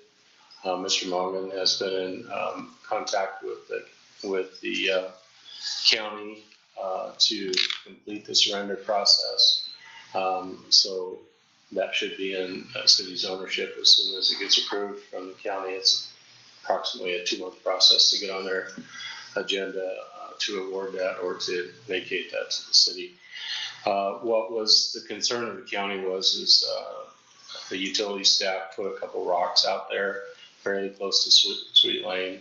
They asked us to move them back and said that we didn't have to remove the culvert. They understood we're trying to acquire the property of Sweet Lane so that we can punch our street on through into the industrial park. So it was an oversight on my part. I apologize, but I don't believe that there's any ramifications from it. The county has said we did exactly what they asked us to do, and we'll pull the culvert out and we'll complete the surrender. So just to reiterate, it sounds like it's kind of a moot point. It's not a big deal. It doesn't sound like it is. At this point, it's my understanding the county's happy with what we did in addressing their concerns. They were afraid of harm like at those rocks that were put out there. And at this point, we'll proceed with working to complete the surrender with the county, so that we're fine with where we're at now. Thank you. Councilor Flood. Interesting timing, Chris. I had very similar experience this week, and it's very tough. I mean, we've had, I would say it's exaggerated during COVID, but it just seems like in the last decade, our political realm has become so toxic. Items become personal. We've pushed to the extremes, right or left. I'm a moderate. I tend to be a pretty middle of the road guy, and I don't support negative campaigning, and I don't support slinging mud. So I apologize for your experience as well. And I won't go into the details of mine, but you know, I and my agency were called racist as well. And you know, we do everything in our power to serve anybody who has needs in our community, regardless of where they come from. And so it's really, it's interesting how raw it is for me at the moment as well. So I am sorry for your experience. I do want us all to step down and back up a little bit. We're all passionate, and that's a good thing as long as we can manage those passions into what's acceptable. I did see photographs this week of folks carrying guns around during the 9/12 event, and that's a little scary that folks are open carrying weapons around in the parking lots in our town. I'm just basing this on photographs I saw, but if in fact that is true, these are scary things. You know, I'm a gun owner and a gun supporter. So, I mean, it's not that folks broke the law, but it's the escalation that worries me. It's the, you know, the fear that intimidation was the intent. It's the fact that we're becoming so passionate, we're losing our balance and our ability to talk. I really appreciated the 9/12 inviting us.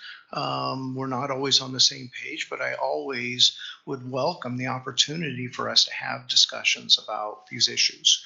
Can we get passionate? Gosh, I can.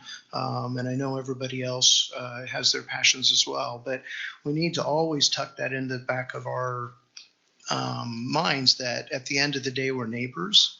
At the end of the day, as Councilor Stinnett mentioned, we agree on 90% or more of the items that are going on in our city. And so we need to always keep that in the back of our mind. So with that, I'm going to move on to the next item too, which was the League of Oregon Cities conference today on homelessness, which, you know, we've had, gosh, a long year talked at nauseum about, you know, Martin versus Boise and Blake and Grants Pass and Senate or House Bill 3115. Interesting enough, we have more discussion about House Bill 3124 around property, which we've talked about, but not at length. And then it was really interesting, the conversations we did not get into depth around the state created danger.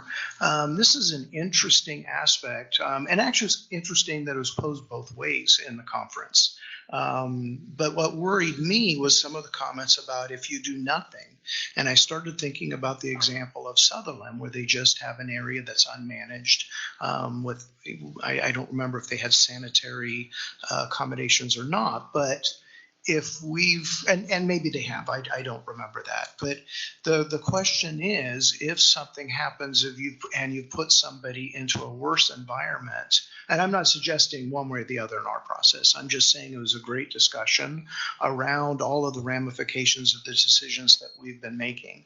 I'm not even arguing one way or the other, just that I thought it was a very valuable discussion. I really want to thank the league, you know, for putting that on today. So I learned something, and so I'm always thankful for that. Thank you.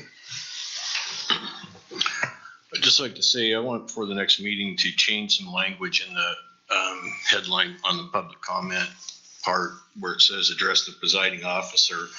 I want it to say to address the presiding officer, only the presiding officer, or you will be removed.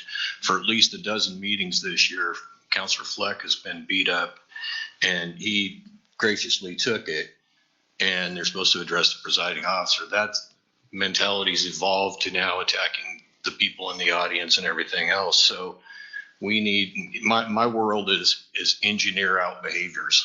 And so this, the only way I know how to do it is just to get a little more stern on the language going into it. And if anybody addresses anybody outside of the presiding officer, you will be removed until we can change that behavior and be adults in here. So with that, we will move on. Business from the city manager. Management plan to use public lands and individual experiencing homelessness. Mr. Myers. Well, here you go, another item for you to have a lively and passionate discussion about. We as staff have looked at the options and the use of all of our public lands. And what we have prepared for you tonight is a draft management plan for use of public lands by individuals experiencing homelessness. We've called it that because it describes what it is. How we will adopt it is still up in the question. We'll probably have some things in ordinance, but most of this will be done by a resolution establishing a policy. we spent about 3 hours as staff looking at our public lands, all of our public lands that we could come up with and think about, down from Triangle Park to the East Regional and North Regional parks, in all of those different sizes and functions and activities that are there, and trying to piece together how we can create a way to further monitor and regulate and use the objectively reasonable time, place, and manner issues and restrictions to then control those functions and protect some of our public lands and the uses of those public lands that they were intended for, while still complying with Blake's 2.0, Martin and Boise, and the state statutes. So this is what we've come up with as a result of putting that together. Basically, we created 3 levels of public lands, knowing that our shelter will fill, or we will have people who cannot go to our shelter that are not eligible to be there, and or people that may just flat out deny and not want to go. Those we will try to do other things with, but the ones that we have and trying to make that difference and judge that is what becomes difficult. But we will have people staying in and on our public lands. So what we've done is we've taken and set up level 1 of the properties, and I'll just kind of go through these as we've looked at the properties, what their uses are, what other things around are, how could we best satisfy, and we were applying principles of the state created danger as we were looking at these as well. You know, what kind of risks are there, what kind of risks to the public, to those using the sites. And how can we manage these in an easy way? What can we do with police protection? What can we do with monitoring by having vehicles and staff going by? And how can we have some kind of management in these sites? Not having a good definition of what creates an established campsite, but our interpretation and our fear and thought is, hey, when they're there for 3 days, for 72 hours, it's basically creating an established campsite, and we want to treat it that way. So the first sites in level 3 are the 3 overflow sites that, as we see the need, they will open in priority, starting with the warming shelter site. So with the community, with the shelter in operation, and as it fills, and those people that are ineligible, they would be going to the warming shelter site. There's electricity there, there's water, running water there, we'd have porta potties, and we'd have wash stations and trash there on the site as well. So it would have those services. Our public safety especially like the site because of the ease of which to access it and monitor it and watch it. We like it as well from the public works side because we're always going to the city shop. We're right there, easy access to take care of garbage and clean up and do that as well. We would have rules on these sites. We would probably put together some rules similar to what we had at the community center and make sure people are following those. We put some restrictions on you can't hook anything to the fences. You can't use that as support. It's got to be inside the site. Outside of the site, of the fenced site, there would be the park restrictions, just like regular park. And so we would try to apply our regular park rules, our park hours, because we'll get to level 3, but Trailhead Park and the dog park are all part of the level 3 parks, which are those parks that would only be used in that ultimate extreme condition for housing homeless. The second site would be the southernmost 100 feet of the Douglas property. That property is 100 feet and it's about 200 and some feet deep.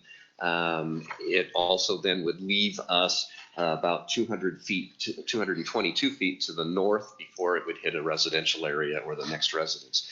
It is also right next to the city shop. We can monitor it from the back of the shop site. We do have a gate that we've already installed from the city shop site into the parcel, so we have that access there. And again, it has that visibility factor for the police and public works to be able to drive by and look at it. Our last level 3, and both of these sites we think we could house. The Douglas property site's actually a little bigger than the warming shelter site. It has no running water, it has no electricity, but it will have porta potties, wash stations, and trash there on that site. Both of these properties could handle easily 30 spaces or 30 tents. We don't think we're going to have that amount of camping because we haven't had that before we open the shelter. What we're going to see is 8 to 10, 15, who knows what's going to happen. Things are growing and changing in the environment as we look at this as we speak. But with 30 there, there's lots of room, and we may not ever have to open number 2 or 3. The third site is Riverside Park, and we would use the first 250 feet, the northernmost 250 feet. That's the park on the other side of the river here from City Hall. It's a site that's relatively flat before it drops into the river and is there along that. There's another 300 and some feet before, 390 feet, almost 400 feet before it gets to residences on the other side of that park. There is the terrace property, the Riverview Terrace across the street from it. But again, we have the visibility and the access to it for public safety and for public works. But as I've said, this is the third step, and those first 2 will have significant space and opportunities that I think we won't see moving to the third. But that's the rose-colored glasses. When we identified these 3 for staff, we ended up jumping to level 3 instead of doing level 2. Just to kind of give you an idea of how we went through the process of analyzing and deciding what pieces of public property would work and that we wanted to protect. And so we jumped to the level 3 parks to separate those out, or public lands, as places that essentially would be the sites that we just can't see having people camping, sleeping, staying warm and dry, and being on. These are sites, many of them are dedicated use. So the skate park, Kelly Field, the dog parks, those aren't good locations for camping. I mean, there are dedicated uses and specific purposes for those parks that just aren't feasible for camping. The Willamette Greenway, that's the portion along the river that actually becomes the bank and goes into the river. Not a good site for camping. Benny Hubble Park, it's already got problems, and we're trying to figure out a way to get that filled and meet the state requirements to fill in the area that gets people accumulating in because they're out of sight. You can't see them there. The industrial park properties that are owned by the city or under contract. The BMX track we actually have a license with now, since it was approved tonight. And we also, the Masonic Park, for example, that's leased to the Masonic Lodge for part of their camping facilities out there, so it's not one that we could do. And they also have playground equipment, and they have other uses there, or reservation uses. So we easily pulled those out, and that left us a set of parks that are, or public lands, actually, not just parks, but public lands that were, okay, these could be sites, and it depends on what's going on. It kind of created our list of level 2 sites for us. These would be the sites that, not in the order they're listed, but depending on the time and other events or activities going on, we'd be looking at, okay, which one would be the best to serve and meet the needs that we might need in the future. Now, we may never need level 2 or level 3, but as part of the provisions of trying to satisfy this objectively reasonable criteria and meet the needs of all the stakeholders, including specifically those experiencing homelessness, we didn't want to put anything in and say, hey, this is prohibited, period, because we don't know what's going to really happen in the future.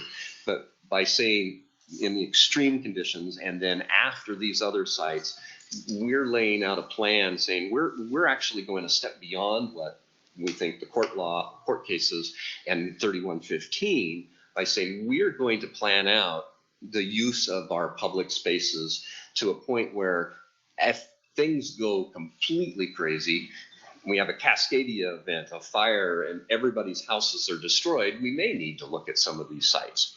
But in only the extreme conditions.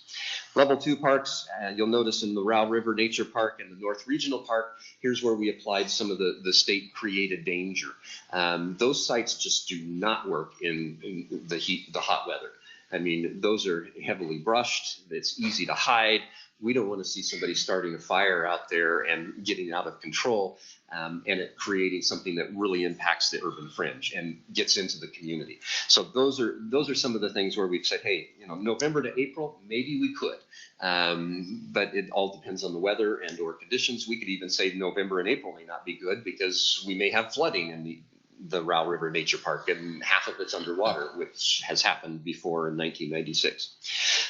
The water plant or the wastewater plant are another two that we've actually had some of the discussions as we've been talking about those. How can we prevent, if we do something at the wastewater treatment plant, how do we prevent somebody from getting into it's a plant. It's got dangerous equipment and machinery there, as well as pretty sizable tanks of water or, well, liquid stuff at the wastewater plant that we don't want to create any of those hazards for. So those are some things we have to take some consideration and be careful on. Not everything, this is a plan that's not going to make everybody happy. I mean, and we were looking through this trying to say, which parks or which public lands are we sacrificing? It is something that we have to do. It's not something that we wanted to do, but I think it creates a good plan for us to look at how we would manage. From this, we would then create and do the amendments to our ordinance. Basically, our park ordinance that says that you can't be in the park after 10 o'clock, we could say that for level 2s and level 3s. We could also say it for the parks that are not activated yet. So basically what we're doing is saying we're going to continue to implement, and we fix our code so it would say this as well. We're going to implement our park hours. We're going to implement those on the parking lots and on the parks unless they're activated as a part of this plan. It gives us some flexibility to be able to do that and to manage how our properties are being used. That's, I think, a lot of the discussion and how we went through that. Like I said, we went through in 3 hours. I'm hoping that it doesn't take you 3 hours to do it, and recognize the work that all of our staff did. We've actually, and I didn't write it on my copy here, we identified one other piece of property, and I didn't put it on here. The fiber optics telecommunications hut on Monroe. Actually, it's on 6th Street, but it's actually Monroe right-of-way, part of it, just right next to Bohemia Park. We need to add that on here, and I'd probably suggest adding that on level 3 because it's very similar to the Triangle Park, that once you get past the telecommunications hut and the tower and the fence, there's very little space there that would be safe because you're actually almost getting into the railroad right of way and you're on 6th Street right of way. So I'd put it in the level 3, just like Triangle Park, because there isn't really any space there. It may actually be smaller than Triangle Park. But that's one that we did identify that we'd forgotten, is the fiber optics hut. So I got 2 people that signed up to talk. So Johanna Z.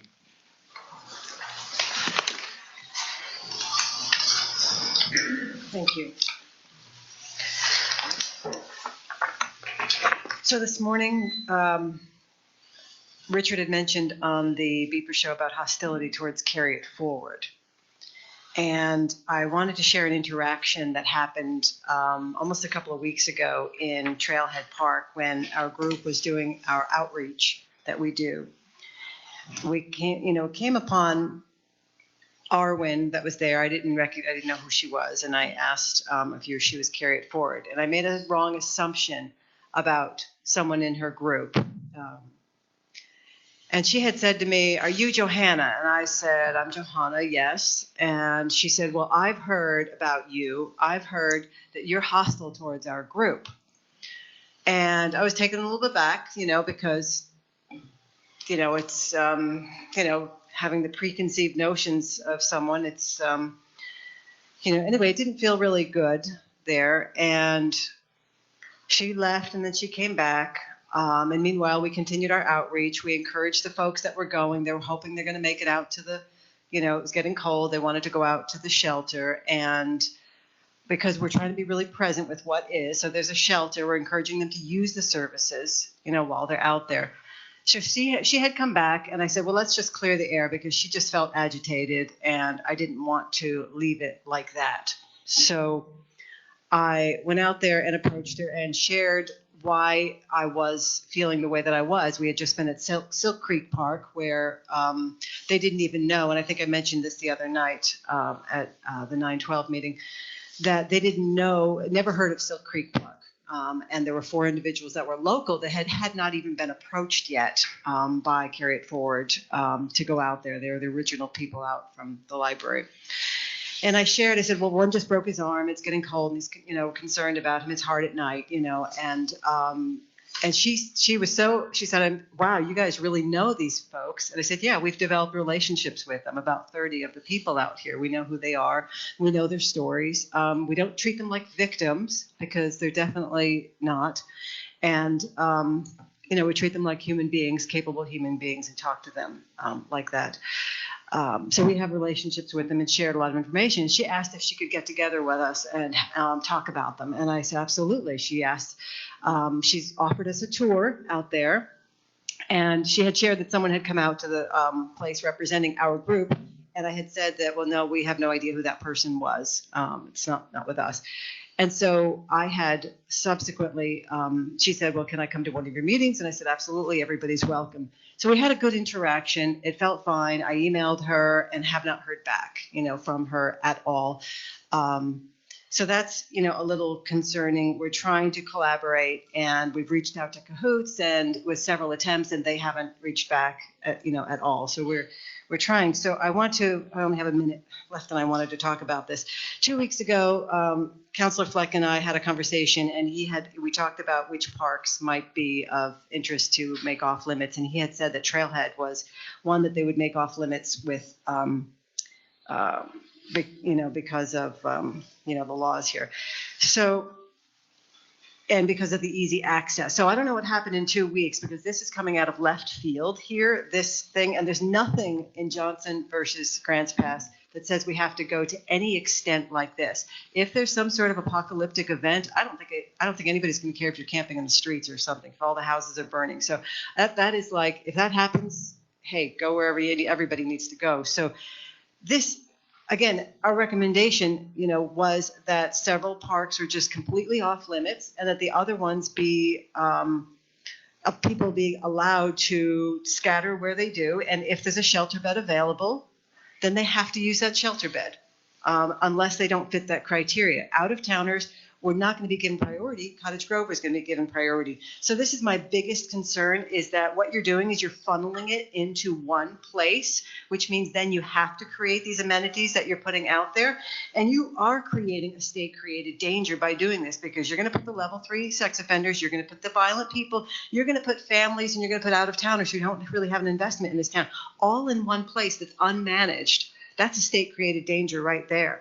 And I would advocate for these folks if we funnel them into that. Whereas they may end up dispersing in, say, the 15 other parks without services, and decide that, hey, there's not a whole lot here, and they'll move on if they're not from here. And if they are from here, then let's keep working on supporting them. So that's really all I had to say on that. There's nothing in the law that says that we have to do this at all. And I've studied it extensively. Thank you. Amy Meredith.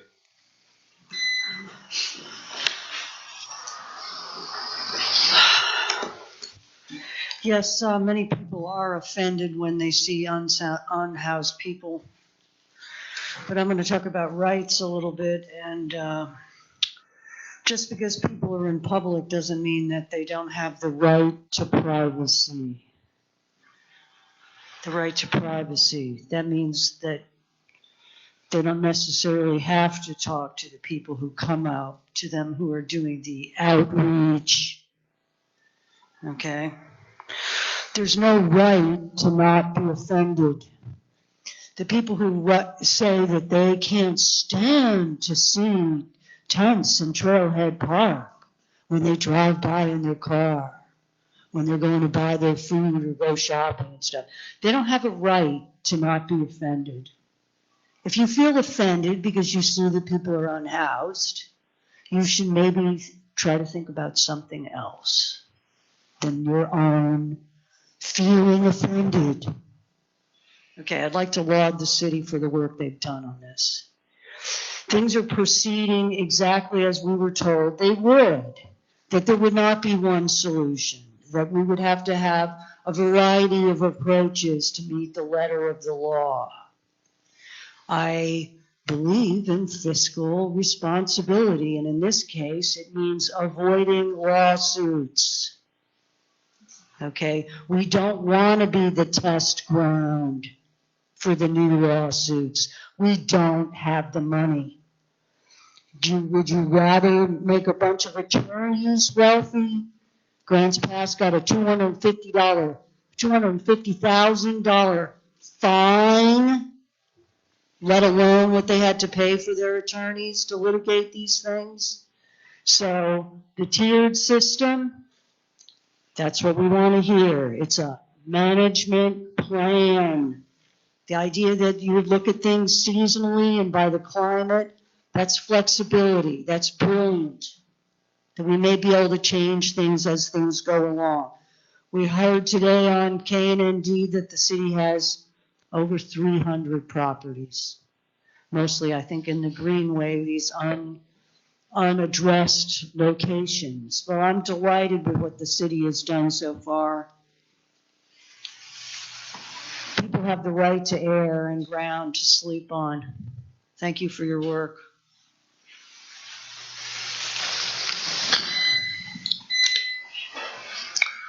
So you need a direction on what to come back with. Yeah, and I want to make just one comment as well and answer some of the comments. We did think about, do we need to even identify parks, or can we just say, hey, here are the ones that are okay, and let people just go out and scatter? The difficulty with that is we're trying to get people to where we can try to work them into the system, where we can do the outreach, where we can make the connections. In addition to that, we're also trying to address the hygiene issues. We don't have enough to be able to go out and start spreading porta potties and hand wash stations and trash receptacles in every place that they may want to go to, and continuing to monitor that. That's why we were trying to set up these levels where we have some controls, and we were able to set up spaces that we say, hey, this is a place that we're going to be monitoring and watching closely. The other sites will watch, and if somebody's there, we're going to move them out because we just don't have some of the resources there on that site. And many of those are closer to homes and residences and other things that we want to try to keep those away from. So that's how we came to the conclusion of trying to create the levels like this and focus on specific sites to set those aside. That's what we did, and we felt that was a justifiable way to look at those reasonable restrictions, time, place, and manner. Councilor Fleck? Well, I think this is a great plan. It's clear that a lot of time and energy was put into looking at, all of our public property and trying to determine a way where we're objective, and we're trying to look at how do we mitigate the impact of folks experiencing homelessness, while protecting areas like the playgrounds in Bohemia and Coiner Parks and our little pockets parks. And I actually really like this. I agree with the city. I don't think that we're going to end up going beyond probably just the warming shelter site would be my guess. I'm looking at the experience that our agency had doing the warming shelters last year. Even with an increase that we've been seeing of late, I don't see us even going to the second potential property, which allows us to manage all of the other properties. So I'm actually looking forward to us implementing this as soon as we can, so that we can try to get back to doing the good work as a city. Councilor Savage? Thank you so much, Mr. Mayor. I really appreciate the thoughtfulness that you guys put into this. I felt once I read through this and heard kind of your thought process, you started off with where can folks go? Let's identify where they can go And then jumping to, well, where can't they go? These are defined spaces, and let's protect those spaces. And that kind of came up with that level 2 space. I really appreciate the flexibility with turning off these spaces and still being able to enforce park times if they're not in use. Ideally, they'd never be in use. I like the idea that a plan is in place if we ever need anything, because then we don't have to come back to the table and have these long and drawn out conversations. And if anything changes, it can be changed too.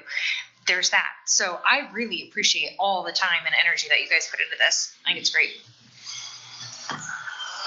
Councilor Stan?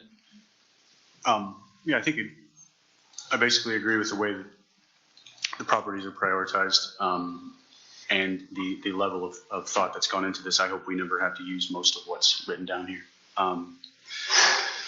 I did have a question with where we go from here. There's a couple sentences toward the end. After your review and consideration, staff will make the needed logistical adjustments to the city code and adopt the document to implement the plan. And then down here it says, after consideration, staff will modify the plan and prepare adopting document. Does that mean it's coming back to us to be adopted? Yes. So what we plan on doing is bringing this back. This would be the item on November 14th to adopt.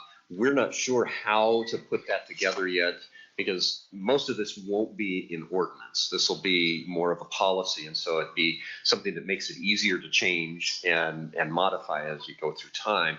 But we do need to fix the ordinance, because the ordinance just says park hours are this. So we're going to have to adjust that to recognize this plan, and it may be as simple as I'm talking about it, as simple as saying, as consistent with the public property, public land management plan. You know, we reference it as a document, a resolution. We do that in we just did it with the stormwater detention, referencing another management document that's prepared, that's adopted through another process, a simpler process, so it can be adjusted and changed. We do the same thing with our fee schedule and where in the ordinance it says, here's the fees are based on what's in the fee schedule. So we kind of do the same thing. That way we fix our statutes, our actual codes, and then reference back to this. So we put those two documents together so that you'd have those at the next meeting. Councilor Irwin? Well, this is just for the record. I disagree with the overall approach. Starting with how we approach the shelter site. So I would definitely do it different. You asked us to prepare our proposal. It's already on the record what mine was. So. Councilor Silsby? Thank you, Mr. Mayor. When we began this process, we were told that we actually didn't have to do anything but a dusk till dawn. And we ended up with a shelter. And still, at this point, for overflow, we could do a dusk till dawn. And now I'm hearing for the first time in the agenda session that we don't have the manpower, but that was never said at all until our agenda session on Friday. I am confused because through this whole process, I heard Councilor Fleck say that an unmanned site was a recipe for disaster. And now we're talking about overflow sites that are going to be unmanned. And I'm remembering back to when we had our temporary shelters at City Hall and the community center, and how many incidences we had there when it was actually manned half the time during the day. These are the police reports for 6 months at those two shelters. And so I have definite concerns about this. I have concerns that we are going to be making established campsites, which means if anything does happen, we have to give 72-hour notice to the people camping there before we can ask them to leave. And I'm not saying that we should insist that people leave at 7 o'clock in the morning, but I think 9 o'clock And because that would not establish campsites. And I'm just very concerned about that, especially on their own, when that was such a concern before, and now we're planning on just doing that. And so I don't understand how this flipped. And that's why we had to have 24/7 monitoring at a shelter. And so I've just heard a lot of back and forth, and it's very, very confusing. And people, I just feel like it was always going to go this direction, and that I totally disagree.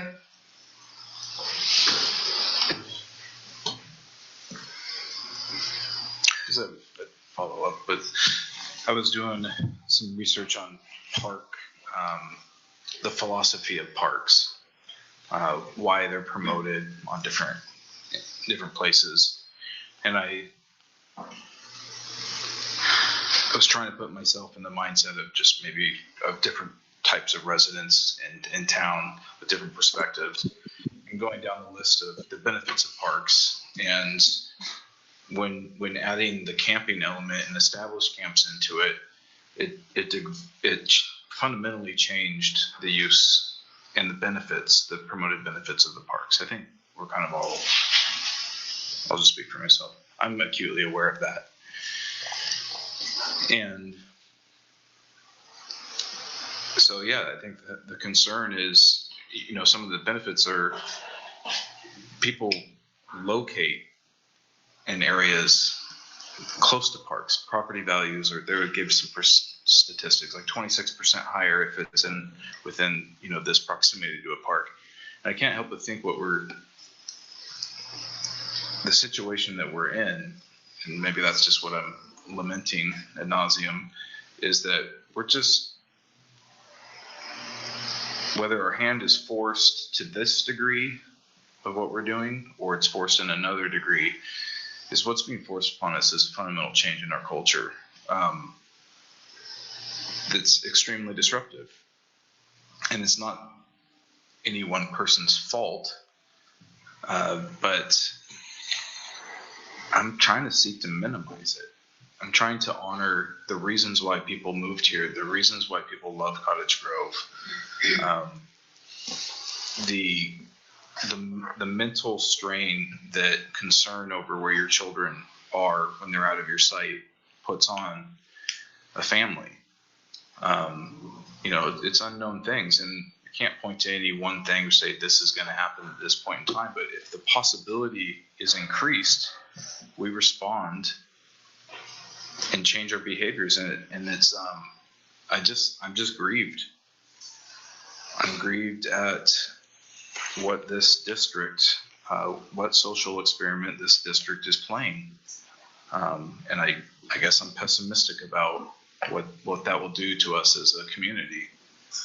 And I know we're trying to respond to it, and I will say I appreciate the effort of thought and of trying to work within and trying to leverage the concerns that are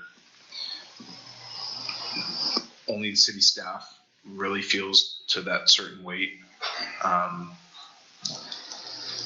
But I hope we keep our eyes open to what's around us and are just ready to adjust quickly, and to continue to communicate of what's going on, what effect it's having. So I want to stick around. I certainly had thoughts of just leaving and just jettisoning my family.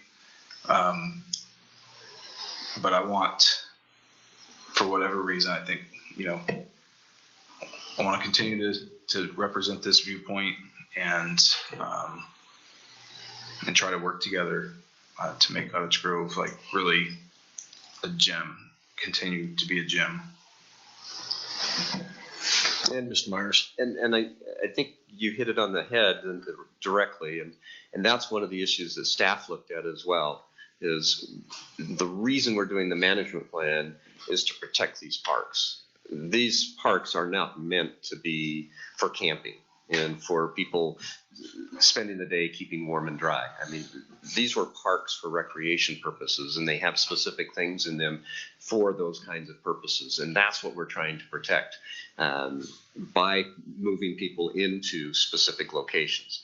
And if we spread them out throughout all the parks and let them go to half of them or a wider group of them, we're not doing that. And we wanted to make sure that we had every ability we could, and we could show exactly why and what are the reasons for what we're doing, so that we could justify having those restrictions to where we're protecting a major portion of all of our public lands for the purposes they're intended for.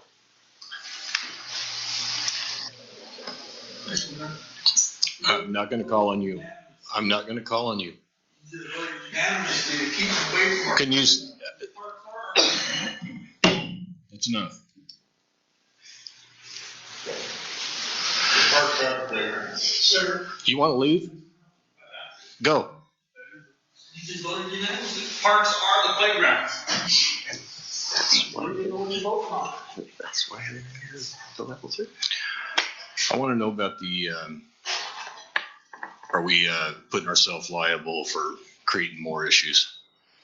I think that you are managing the risk the best that you can under the circumstances. You are ensuring protections for dedicated parks that have certain purposes.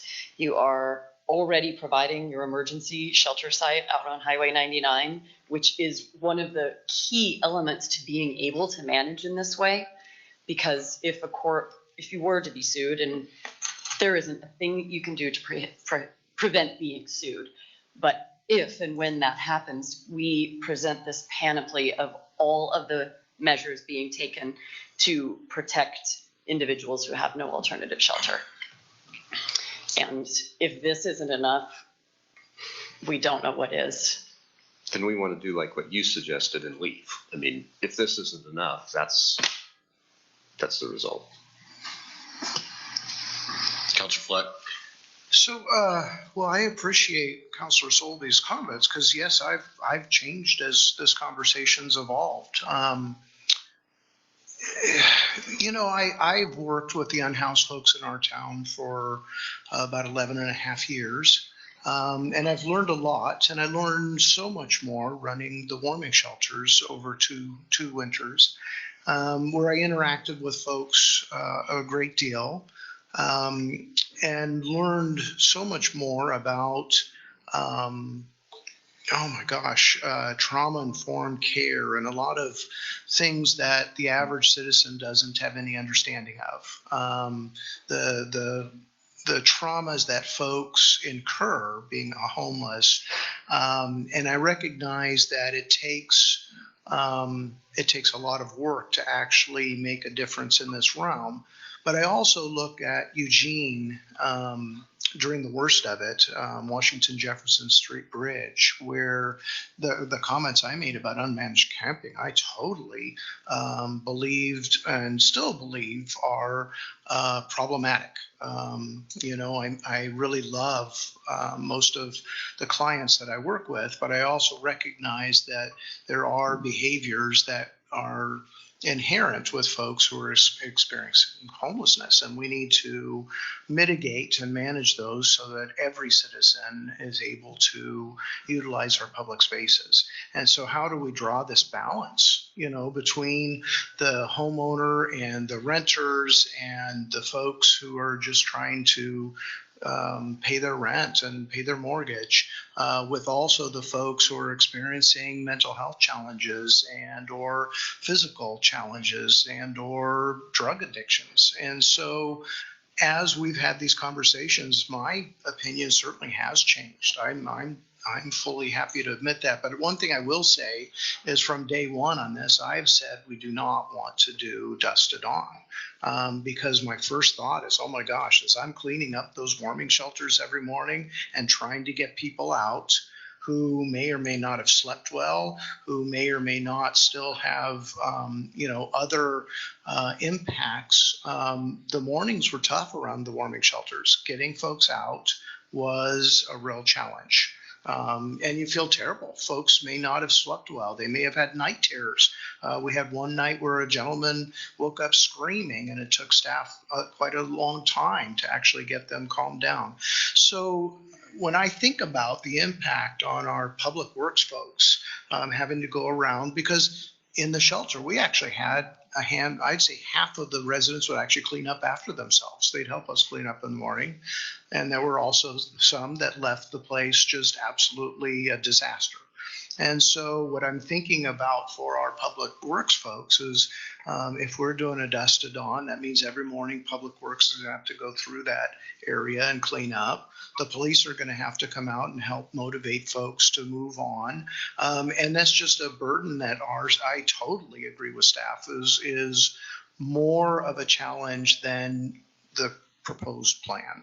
And once again, I've said that from day one, that I think that doing dusk to dawn, from a unmanaged park situation is just a disaster. So, but I do want to recognize absolutely my positions have changed as we learn more about Martin Boise and Blake, Grants Pass and House Bill 3115. I mean, this has been a long year, and I hope the folks in the audience have also learned as we've gone along. We may not agree, but at least we're all informed and making a decision to the best of our ability. And so that's all I'd like to say on that. Ms. Silsby.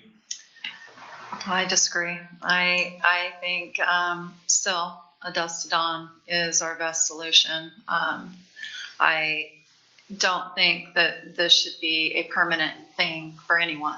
I think people need to get into treatment if they need it. And I think that we are prolonging the situation. And I think we should pass ordinances that I don't think there needs to be a check-in process. You can't set up a tent for this time. And you just send somebody there. Our police, they were at the last campsite all the time anyway. And so I just see us growing. We're going to grow this. And I hate to say it, but we've already seen it. The other day, I was out for a walk and had a man screaming obscenities to me at 6:30 in the morning walking down the street. I actually had to call 911 because I was scared. And then he went into the police station, and they saw how aggressive he was.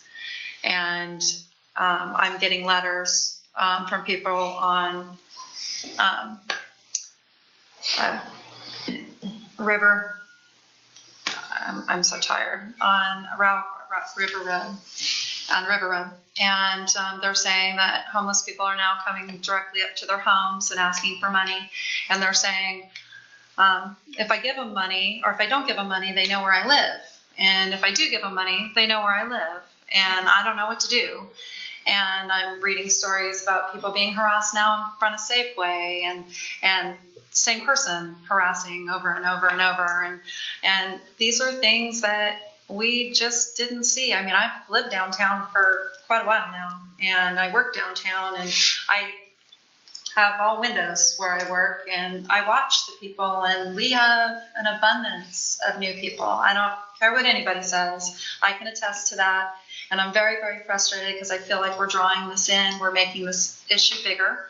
I know that there were people from Eugene that were fighting with the people from Cottage Grove at Trailhead Park over the new homeless shelter. Cameron Wrighton was assaulted, and that man is from California that assaulted him. He's from the peninsula. And so these are not all local people, and there's a lot of new, and prepare to see more.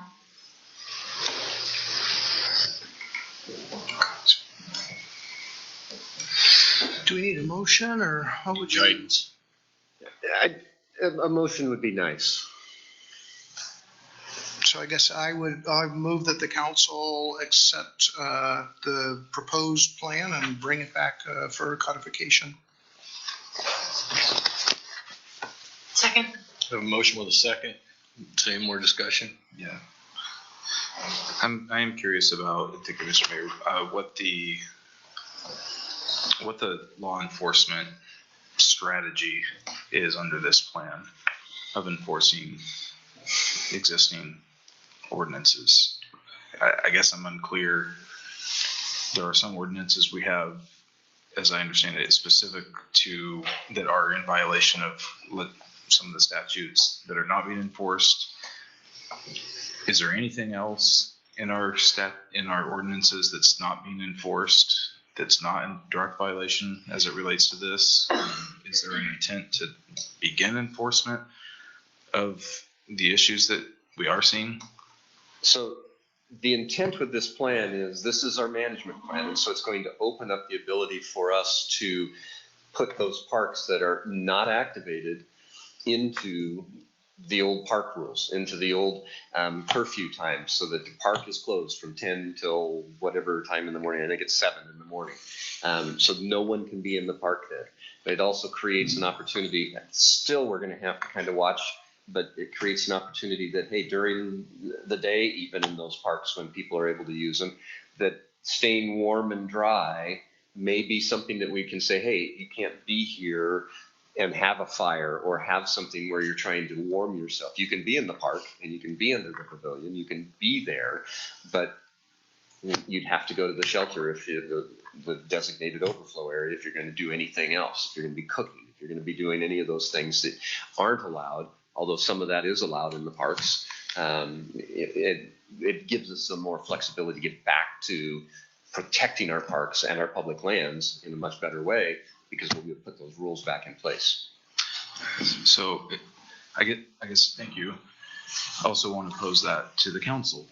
I don't feel like I know where you guys are on law enforcement, on litter laws, on harassment of people. Is it discriminate? Is it perceived as discrimination to enforce our laws? Like, I don't. No, we would be enforcing those. This would give us a better ability to do that enforcement, because we'd have that clear guidance that these parks are now, or these public lands that are in those level 3s can now be enforced in a full way.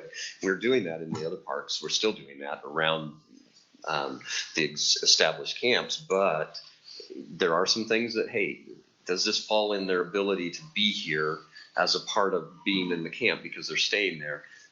Do they have some extra flexibility there? This gives us better flexibility to enforce those rules. If I can clarify, the question here is to try to understand individuals' positions that make up the council's decision on direction, because I feel like I don't know where this is, where we're heading beyond, and every time I thought I knew something, it's changed. So, like, what are our positions on enforcing the nuisance laws? Councilor Blake. Well, I would love to answer that, because I fully expect us to hold anybody accountable for bad behaviors. Ask any of the homeless folks that you're out and talking to if they can behave poorly at community sharing. We certainly do not allow threats of any sort. We don't allow folks to behave in bad ways. If they do, they're asked to leave, and if it continues, they're banned for a period of time. So if somebody is behaving poorly, whether it's in one of our parks or at Safeway, I fully would expect our police to hold them accountable and act according to our laws, the state laws, and the federal laws. So no, absolutely. The items, as far as I'm concerned, are completely separate. But we're faced with the current legal situation around, these court cases and legislation. And so we have to accommodate that, but that doesn't mean that we have to allow bad behaviors. That's my take on it. I feel if you're going to break the law, you need to pay for it. So it doesn't matter whether you're homeless or housed. You break the law, you get fined. And the stack of reports show that. Yeah. And I don't want to stop with just the park homeless. I want to get them for running red lights. I'm sick of that on Main Street. So it's all laws. I've kind of felt without these parameters, that it's a gray area to enforce because it does not align with the Martin versus Boise case. And creating these parameters allows the enforcement even more so. So it actually makes it easier. That's the way I understood it. Well, it seems to me that the only difference, and this is just my own educated opinion off the cuff, having been asked, the only difference is between someone, I mean, we're talking the difference between someone who doesn't have anywhere else to go and someone who does. I don't think there's any other exceptions being made on behalf of a homeless person. I would expect them to be held accountable just like everyone else is, and I think our police are. I don't think any of these things are going on unexamined or or not being dealt with. I'd be interested to interface with our police departments and be part of the conversation on how to continue, effective enforcement in the face of all those changes. I'd love to hear about the impact it has had and is expected to have on law enforcement. I think that's a conversation that needs to continue. Absolutely. So.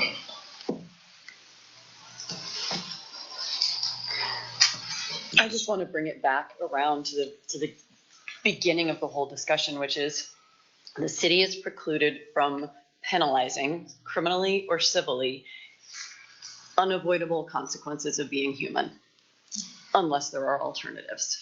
And you guys have gone to the nth degree, from my perspective, to provide those alternatives so that you can impose then objectively reasonable criminal or civil penalties. And because you get to do that if there are alternative locations, and you are providing alternative locations in a wide spectrum, just like we said at the beginning, if you give a wide spectrum of alternatives, you'll be able to enforce your code, and we can tailor it in a way that you should be able to enforce it. And Patty from the league this morning said specifically, if this, theoretically, yes, you can enforce your code. And that's where we're trying to get you. That's what this management plan, it's one of the final pieces. And the follow-up to that is, I didn't see any proposal for additional staff. So this, I'm assuming the expectation is that don't expect to have to hire any additional law enforcement or community resource officers or anything, or public works. This has no budget impact other than the power usage, the garbage, and the bucks or whoever is providing them. That's the understanding? That's what he said, yeah. Yeah. I guess put a disclaimer on there. We're not sure what will happen in the future. Things could change. And that's why the plan would be a resolution or easy to change. But as we're looking at it under our current conditions and with our current staff, this is what we think we could do and work with. So if we have a motion and a second and there's no more discussion, call the question. All those in favor signify by saying aye. Aye. Opposed? Nay. Nay. Okay. All right, brings us to report of city manager. Just want to report the train show's coming, the model train show, the largest model railroad show in Lane County, will be at the Armory next week on Friday for Art Walk. They'll be there from 10 till 8, so you can go to Art Walk and go to the train show. And then they'll be on Saturday and then on Sunday as well.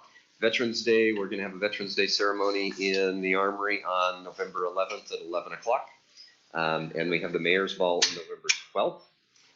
In the Armory at 6, I think 6 that we decided on.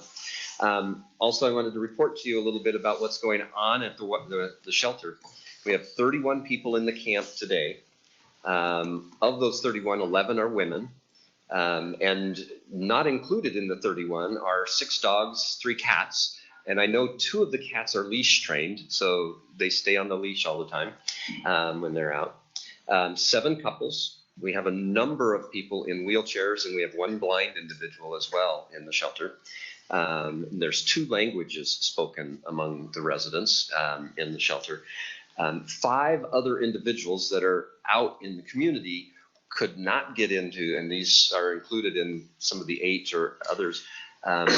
Carry It Forward has worked out ways to get them connected with other resources in other communities. So we've moved 5 individuals out of Cottage Grove into places where they could get better resources and the things they truly needed in other communities. 3 of those went to Eugene. So that's an advantage as well, that we're getting people to those resources they desperately need. We're not shipping them out, but working with them and finding out what they need and working with them and then realizing that their services are best served in another community. 5 of them moved out of the community. So we've seen those successes. We've actually had several couples or several people. One couple in particular, as they checked into the facility, signed up for the substance abuse program to reduce that as well. So that's what we're seeing out there so far.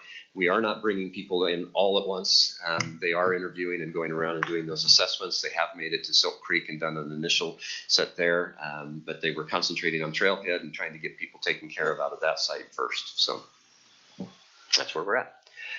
Also, we received a thank you card for the city council. I'll pass this around, but I'll read it to you first so that you can all hear it. And then, dear council members, it is impossible to put into words the impact of having a roof over your head and a safe place to not only sleep, but to work, eat, play, create, and heal. For many of us at the Cottage Village Co-op, our tiny homes are the first we've ever had.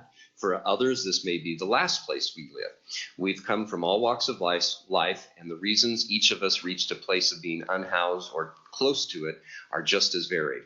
But our shared experience with that brought us together, and because of the support and continued support of the city and the community of Cottage Grove, CVC became a reality and a safe haven for all of us. We are self-governed, and that forces us to work together despite our differences. We're definitely still learning, but there's been amazing growth.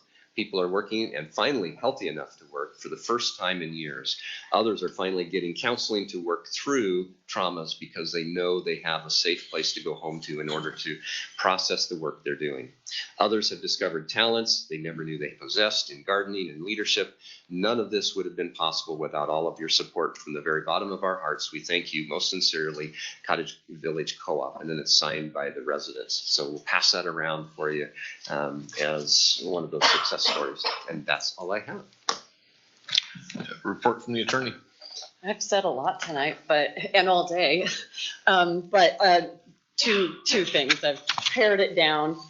There was a comment about the council appointing law enforcement or the police chief, and I just want to call your attention. Charter, chapter 8 of your charter is the section of the charter that authorizes the council to appoint 2 positions. It's the city manager and the municipal judge. So were that to change, it's not a code amendment, it's a charter amendment, which requires a vote of the people.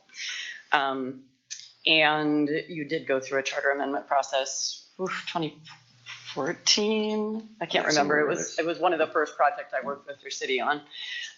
So that's been, in my opinion, it's been rather recent, but time does fly. And LGLG is bringing it, so you guys all get your pumpkins ready because we're looking forward to the pumpkin carving contest. And those will be at the Hootenanny. So yeah, that's all. That's it? Yeah. Okay. So there's no items removed from the consent agenda. Brings us to item 12, executive session. City of Cottage Grove will now meet in executive session to consider information and records that are exempt by law from public inspection. The executive session is held pursuant of ORS 192-6602I, which allows the city council to meet in executive session to review and evaluate the employment-related performance of the chief executive officer. Representatives of the news media and designated staff should be allowed to attend the executive session. All other members of the audience are asked to leave. Representatives of the news media are specifically directed to not to report on any of the deliberations during the executive session except state the general subject of session and previously announced. No decision will be made in executive session. The end of the executive session will adjourn. Take a few minute recess while Mindy changes the recording. And we will turn off. Just don't let them talk about compensation. Right.